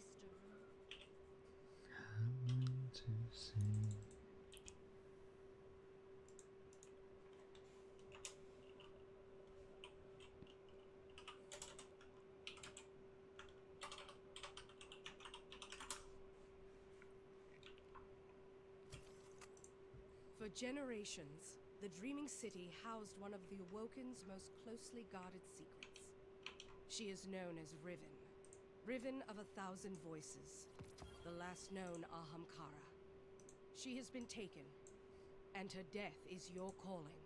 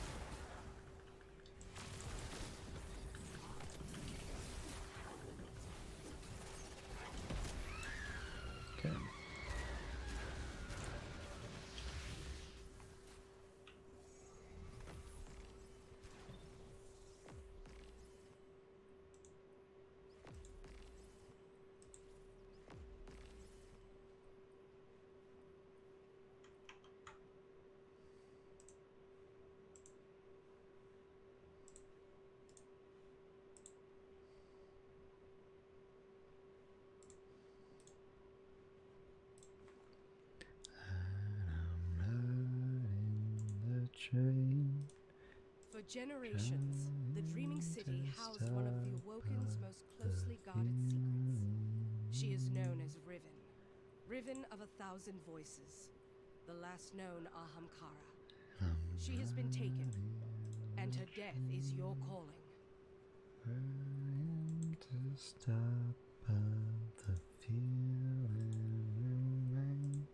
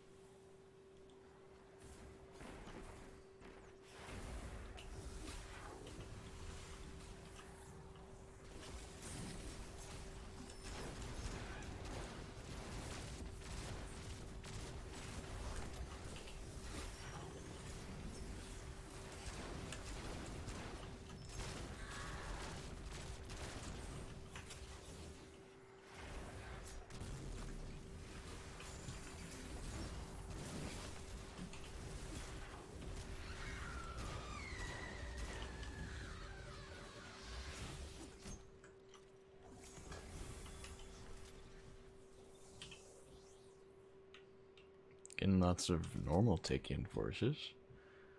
No red borders. No red borders in general, I guess, either. So. Whatever.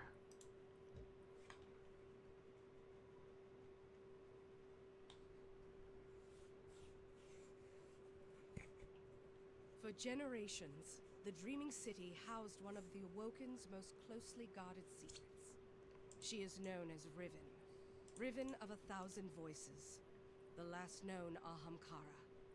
She has been taken, and her death is your calling.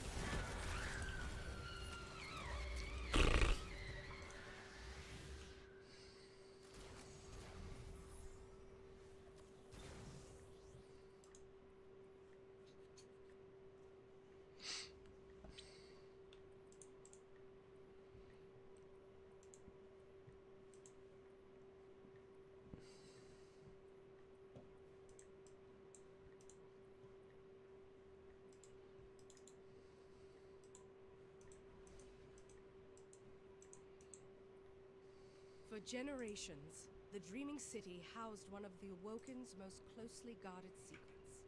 She is known as Riven. Riven of 1,000 voices, the last known Ahamkara. She has been taken, and her death is your calling.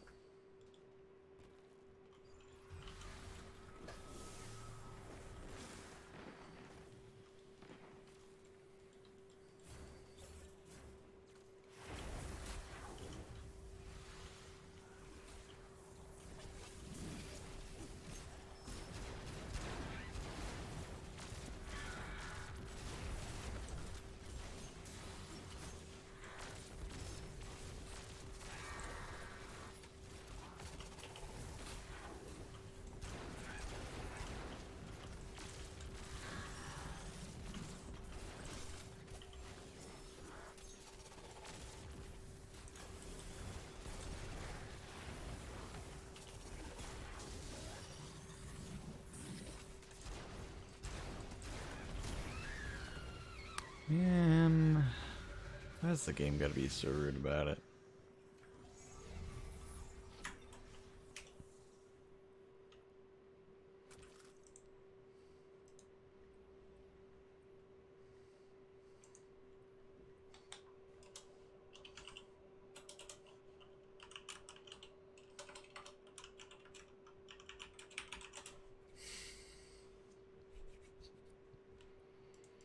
For generations, the Dreaming City housed one of the Awoken's most closely guarded secrets.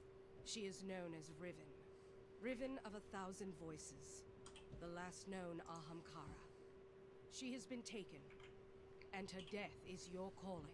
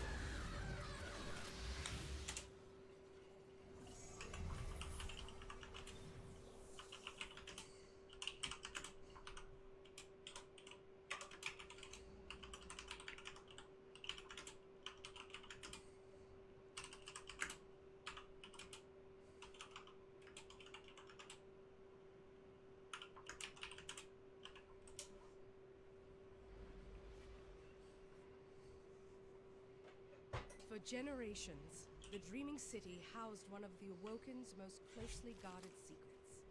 She is known as Riven, Riven of 1,000 Voices, the last known Ahamkara. She has been taken, and her death is your calling.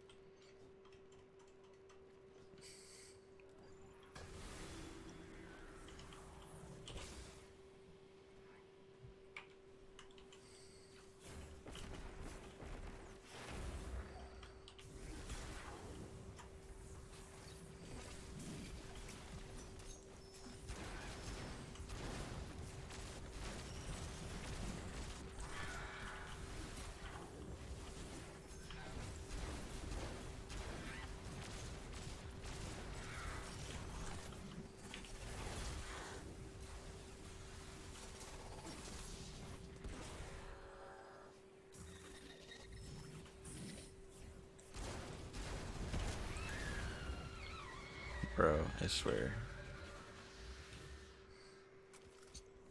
This has not dropped the quarter for me for a while. What's up, Gears? How you doing?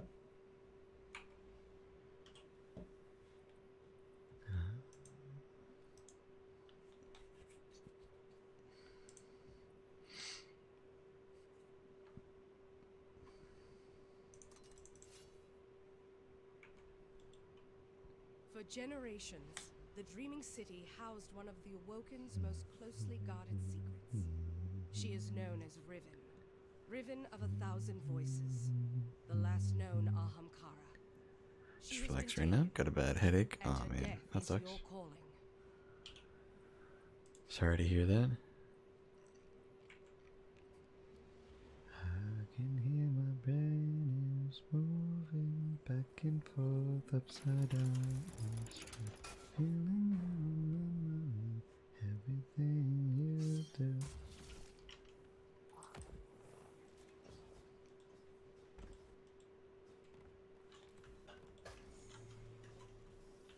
I was up last night, tossing and turning. I'm on.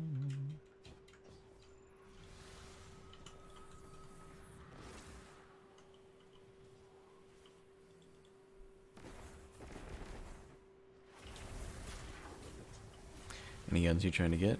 I'd like a Tech Enforce, I think. I got Apex, so that's good. That's, I think, the big one right now.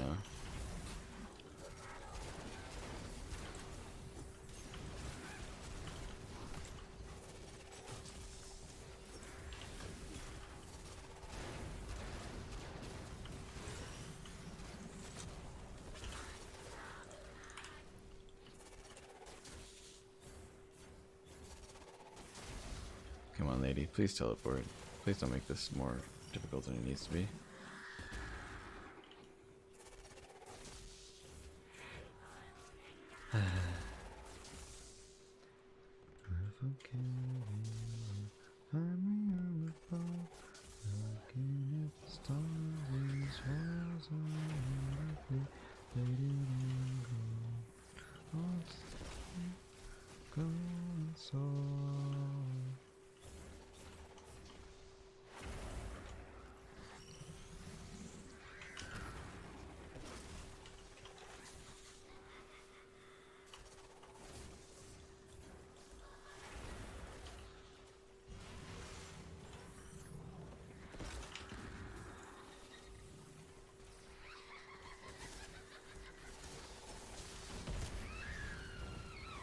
Might have just killed her with a throwing knife. That's pretty cool.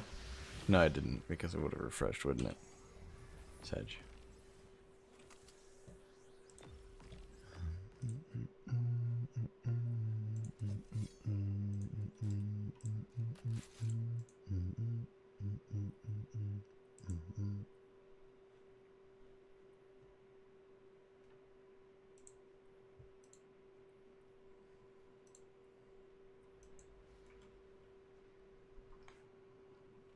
For generations, the Taking Human is a City fusion. housed Yeah, one of the it is. Awoken's most closely guarded secrets. It's also the one She that's is been known out as of Riven, at 4 out of 5 Riven for of the 1,000 longest. voices.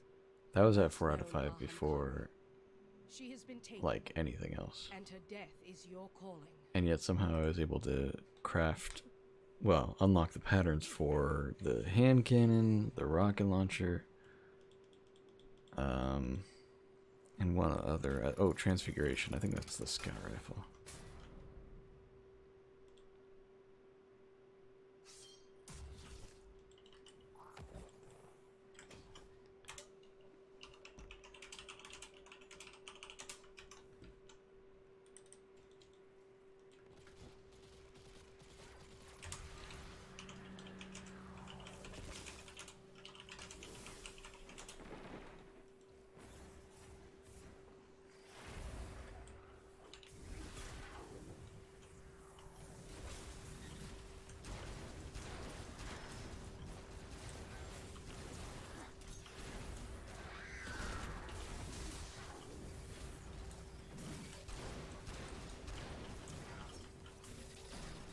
Oh, that's bad. Of course, we messed it up on the last one that we're all doing. That's sucky.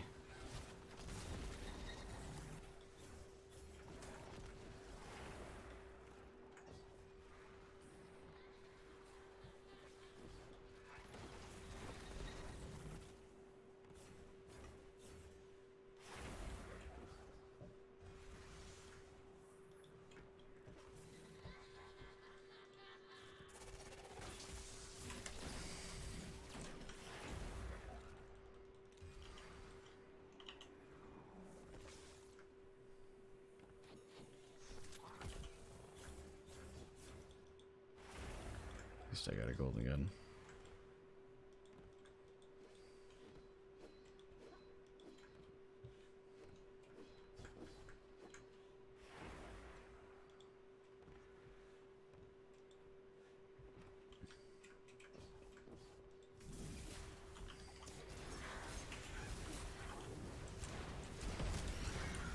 Boots.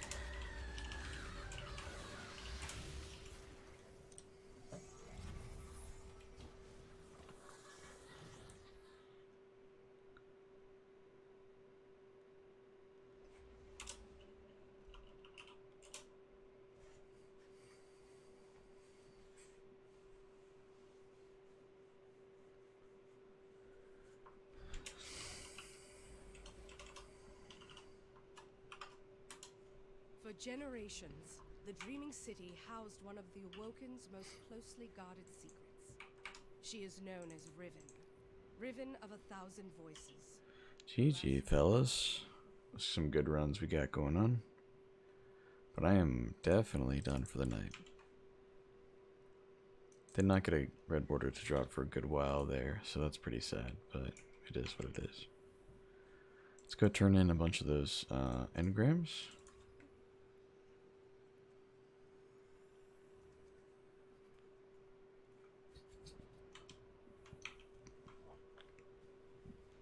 I believe I need 3 more of the Throne Cleaver.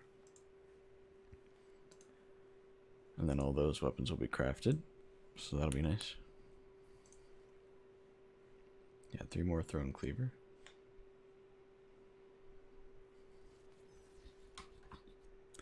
How long have you been at this? I think this is all I've been doing all stream, so however long stream's been going on, I guess almost 4 hours now. I think I dawdled for a little bit, you know, just sat and chatted for about 30 minutes or so. To be fair, I was talking about it earlier, it's definitely an efficient farm. You get a lot of drops. The problem is just whether or not the drops are good. You know. Did I do the new dungeon yet? Yeah, I did it yesterday, but I did it in the morning, so nobody was really watching. Okay, that's 2 red borders for the sword. But I also gotta double check I'm not filling up Postmaster too much.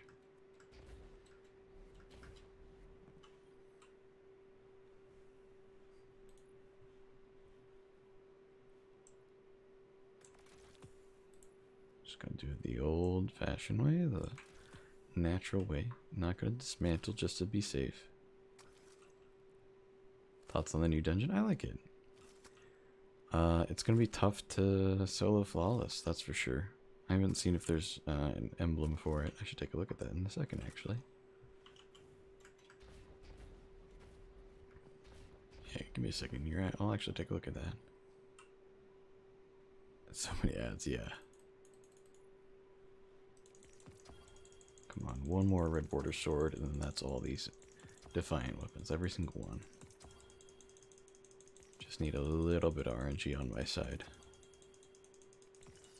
There it is. Thank you, game. Makes up for the past, like, half hour of not getting red border drops. In front of my 2-man to day 1.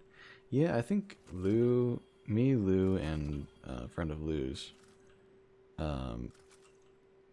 we all 3-manned it. There we go. But I don't think we got it day 1. I think we were just shy of, or the first 24 hours, I guess I should say, technically, because it was definitely not the first day. Let's take a look at my dungeon report. I don't think I got it.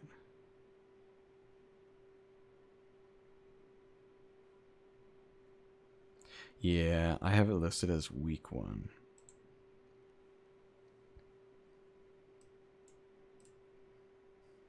Unfortunate. Yeah, 1 clear of it.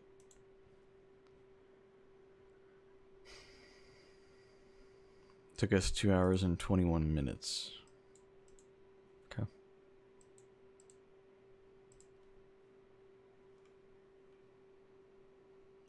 I'm better than the streamer. Yeah. Yeah, I didn't really have the time to do it. I could have maybe done it the night it came out. But I was so tired after work, and I was like, I can probably get it done in the morning. And we were pretty close. I think if we had started maybe a few minutes earlier, we would have been fine, but I don't really care enough.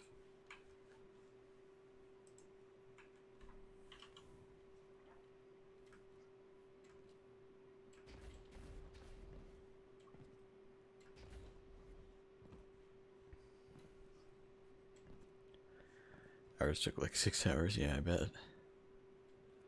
I mean, it helped that Lou and his friend had done... They'd done all the way to the first boss, so second encounter. They'd gotten to second encounter, but then didn't really get past that because it's just such a damage check when you only have 2 people, apparently. And so they were having trouble with it, and then... Or is it a damage check or is it the ad clears? Maybe it's a combination of the two. You know, it's just it's a new raid, or sorry, dungeon. It's a new dungeon, so everything's going to be a little bit harder for the first while. And then they're going to start figuring out the solo strats and the methods for the season to absolutely melt everything, you know, all that stuff, all that good stuff. And then it won't be so bad. Act clear for first boss ended with like 4K kills. Yeah, I'm not surprised. That's what a lot of people are saying. For when they beat it, they have like a crazy number of kills just from that one encounter alone. It's gonna be crazy to solo. But again, yeah, there's gonna be some sort of crazy damage strat I can use, hopefully. Because I think if you can get past the ads just for 1 or 2 damage phases, then it's not so bad. But if you don't have the damage for it, it's gonna be a lot tougher, you know? My forbearance carried me, I bet, dude. That thing is so good at ad clear. Like, way too good.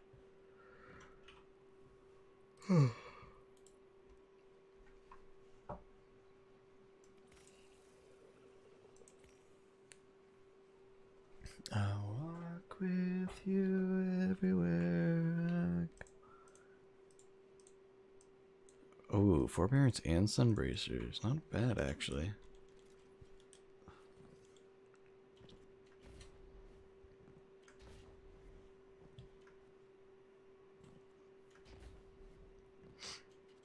I wonder if you can get pugilist with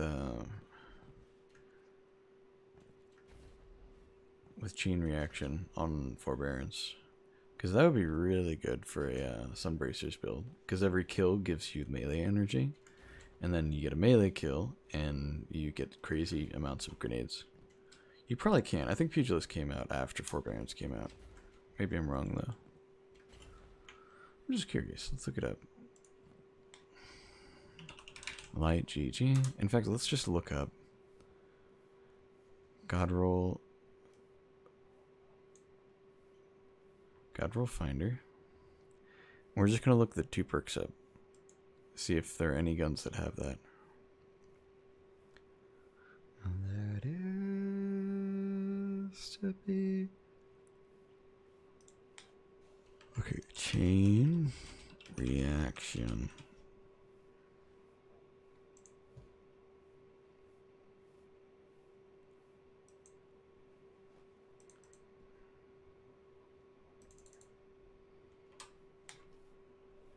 Chain reaction and pugilist.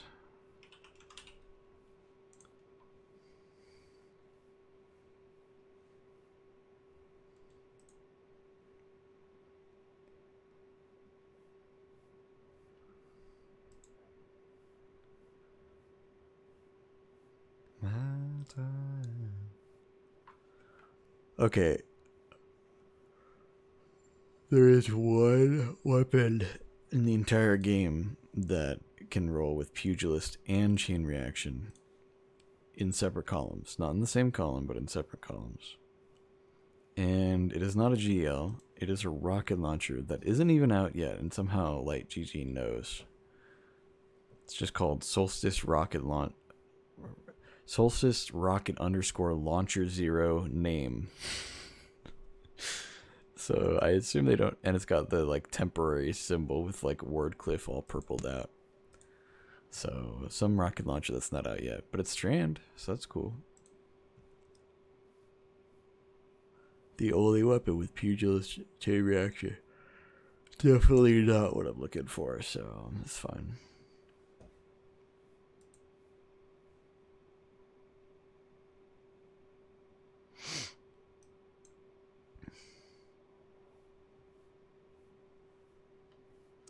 A lot of guns can roll with Pugilist, though, on its own.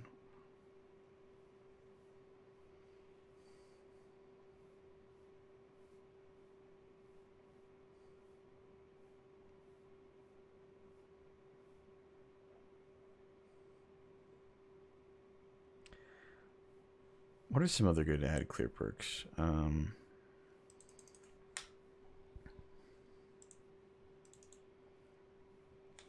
Instead of want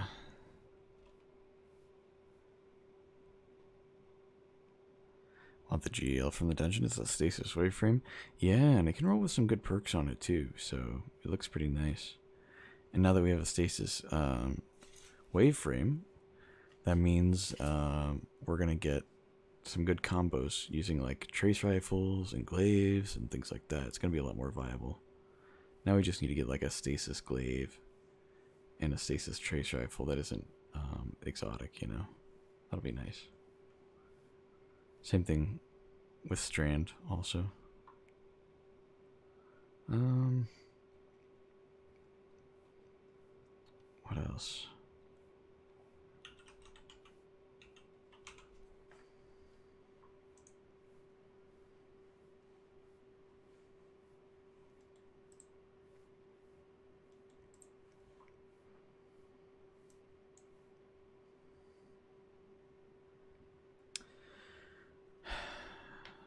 Zali's Bane and Smiter Marine can get Pugilist Firefly.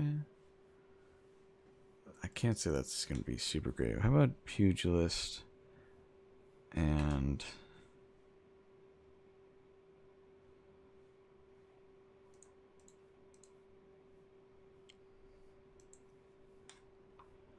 How about Pugilist with... Oh, what's it called?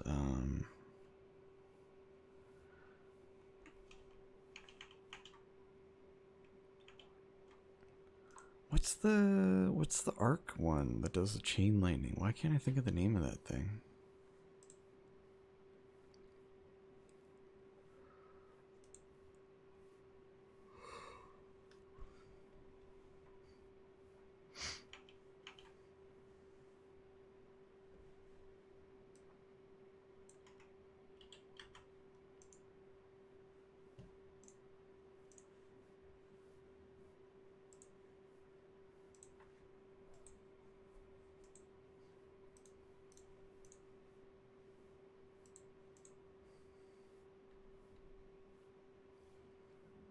What is that perk called? Why can't I remember the name of it?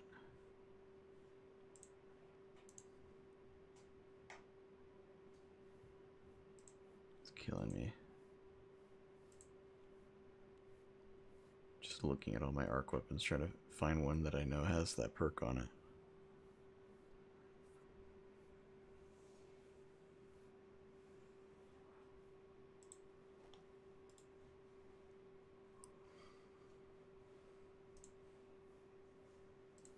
Wait, there you go. Volt Shot. That's what it's called. Volt Shot. Okay, let's see if there's one with Pugilist Volt Shot.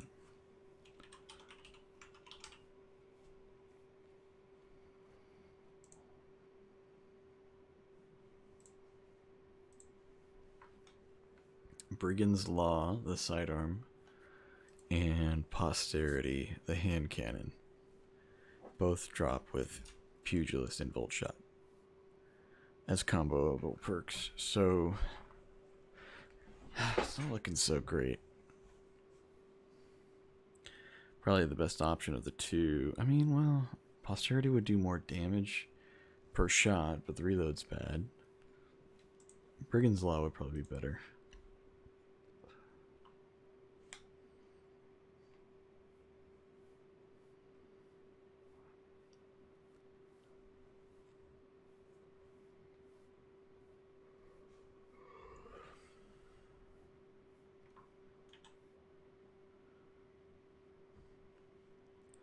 Of course, actually, maybe a hand cannon's better with Volt Shot because it does scale dependent on the type of damage or the amount of damage you do with the weapon. So maybe Posterity would be better in this instance.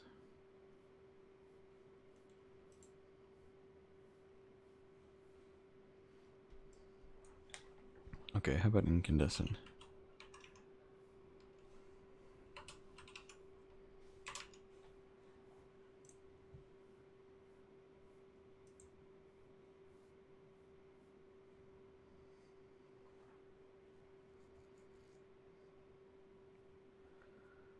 Okay, a lot of guns have Pugilist Incandescent. Mindbender's Ambition does, Iglo's Shotgun, Trusty the Battler, Zali's Bane, Judgment of Kelgarath, and Tyranny of Heaven. So that's a bit more versatile. You can have a lot of options there.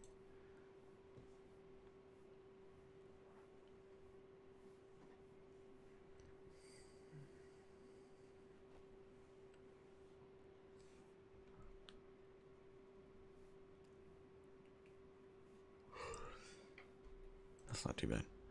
Okay, I think we're done there. And I'm just thinking about, I haven't gotten to use that build yet. I mean, I've used sun bracers before. I don't think it's too complicated of a build. You just kind of use sun bracers and then maybe throw on a few things that help sun bracers be better. And charge your melee faster, because then that charges your grenades faster. But, yeah.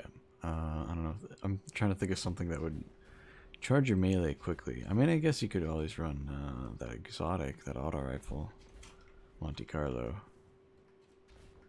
because that just gives you melee energy just from doing damage, and occasionally just gives you full melee energy. So that'd probably be the fastest way to do it. If you ran a restoration build, where if you could proc restoration from something other than a healing nade, and then run those fragments that continue your healing every time you get a solar ability or weapon kill, and then you ran Monte Carlo or a solar weapon, maybe a solar weapon with Pugilist Incandescent, or maybe Monte Carlo, and you just ran all that. So you'd have some decent ad clear with the weapon itself, but every time you got a kill with it, it would spread Scorch, which is great and all, but more importantly, it would give you your melee energy back. Or just use... See, you could use Monte Carlo and then depend on your grenade and melees to get the refresh on the healing. But the problem with that is, of course, Monte Carlo itself does not give the refresh, so you need to proc it elsewhere. I don't know. There's definitely potential there, but there might also just be an easier solution that someone else has come up with. And whatever that is, I don't know. But maybe somebody's already figured it out, how to make sun bracers incredibly optimal. And I just have no idea what that involves. So, yeah, we'll see.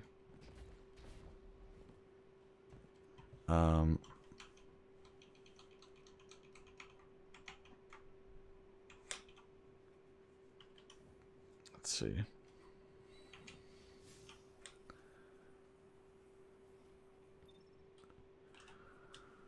Well, I got Throne Cleaver.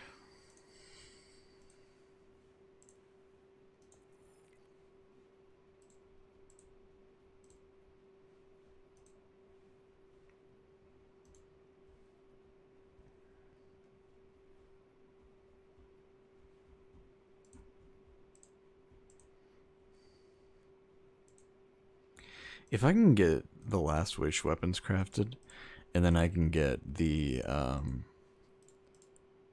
whatchamacallits, the Dares of Eternity weapons crafted. So I think what I'm going to do is, once I'm done with all the Last Wish grinding, I'm going to try to knock out Dares of Eternity.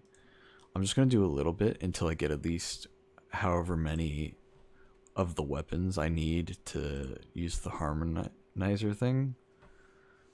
Resonator, that's what it's called, the Deep Sight Resonator. Of course, I need to farm dares for the Titan Gauntlets anyway. So there is that.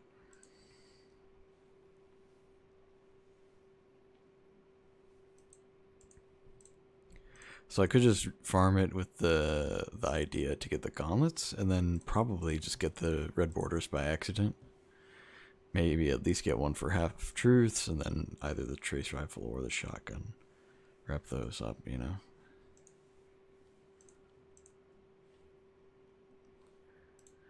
But yeah, if I can wrap those up, that'd be huge. And then if I could wrap up the Last Wish ones, that'd be pretty big too. Then I could focus on the raid and the current seasonal weapons, because I have all the previous seasonal ones.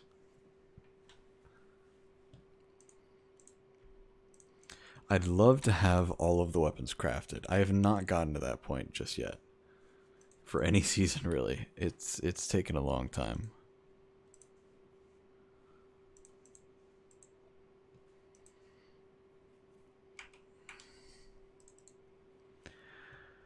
Okay. Well, for now, that's got to be it for me. I'm tired, and I got work in the morning. I took a lot of naps today, so I could probably stay up a bit later and still be fine. But I'm not gonna do that. It's probably just not a good idea to do that. And it's also like almost 1 in the morning, and that's a bit later than I usually like to go. So we're just gonna leave it at that. It should be fine. We got a bunch of red borders done. That's pretty good. Wrapped up the red borders for the swords. Got those done. The swords from last season. All the class specific ones. And then we also got a bunch of the Last Wish ones. We got 3 Last Wish weapons craftable. And we just need 5 more. And we're getting pretty close for some of them. So yeah. We just heard Boys by Hippocampus. We're going to hear Heart and My Car by Summer Salt. 2 separate words. Summer Salt is the name of the band. And their song, Heart and My Car. I like the song a lot. It's a good one. I think you guys like it too. Have a good night. I'll see you guys tomorrow.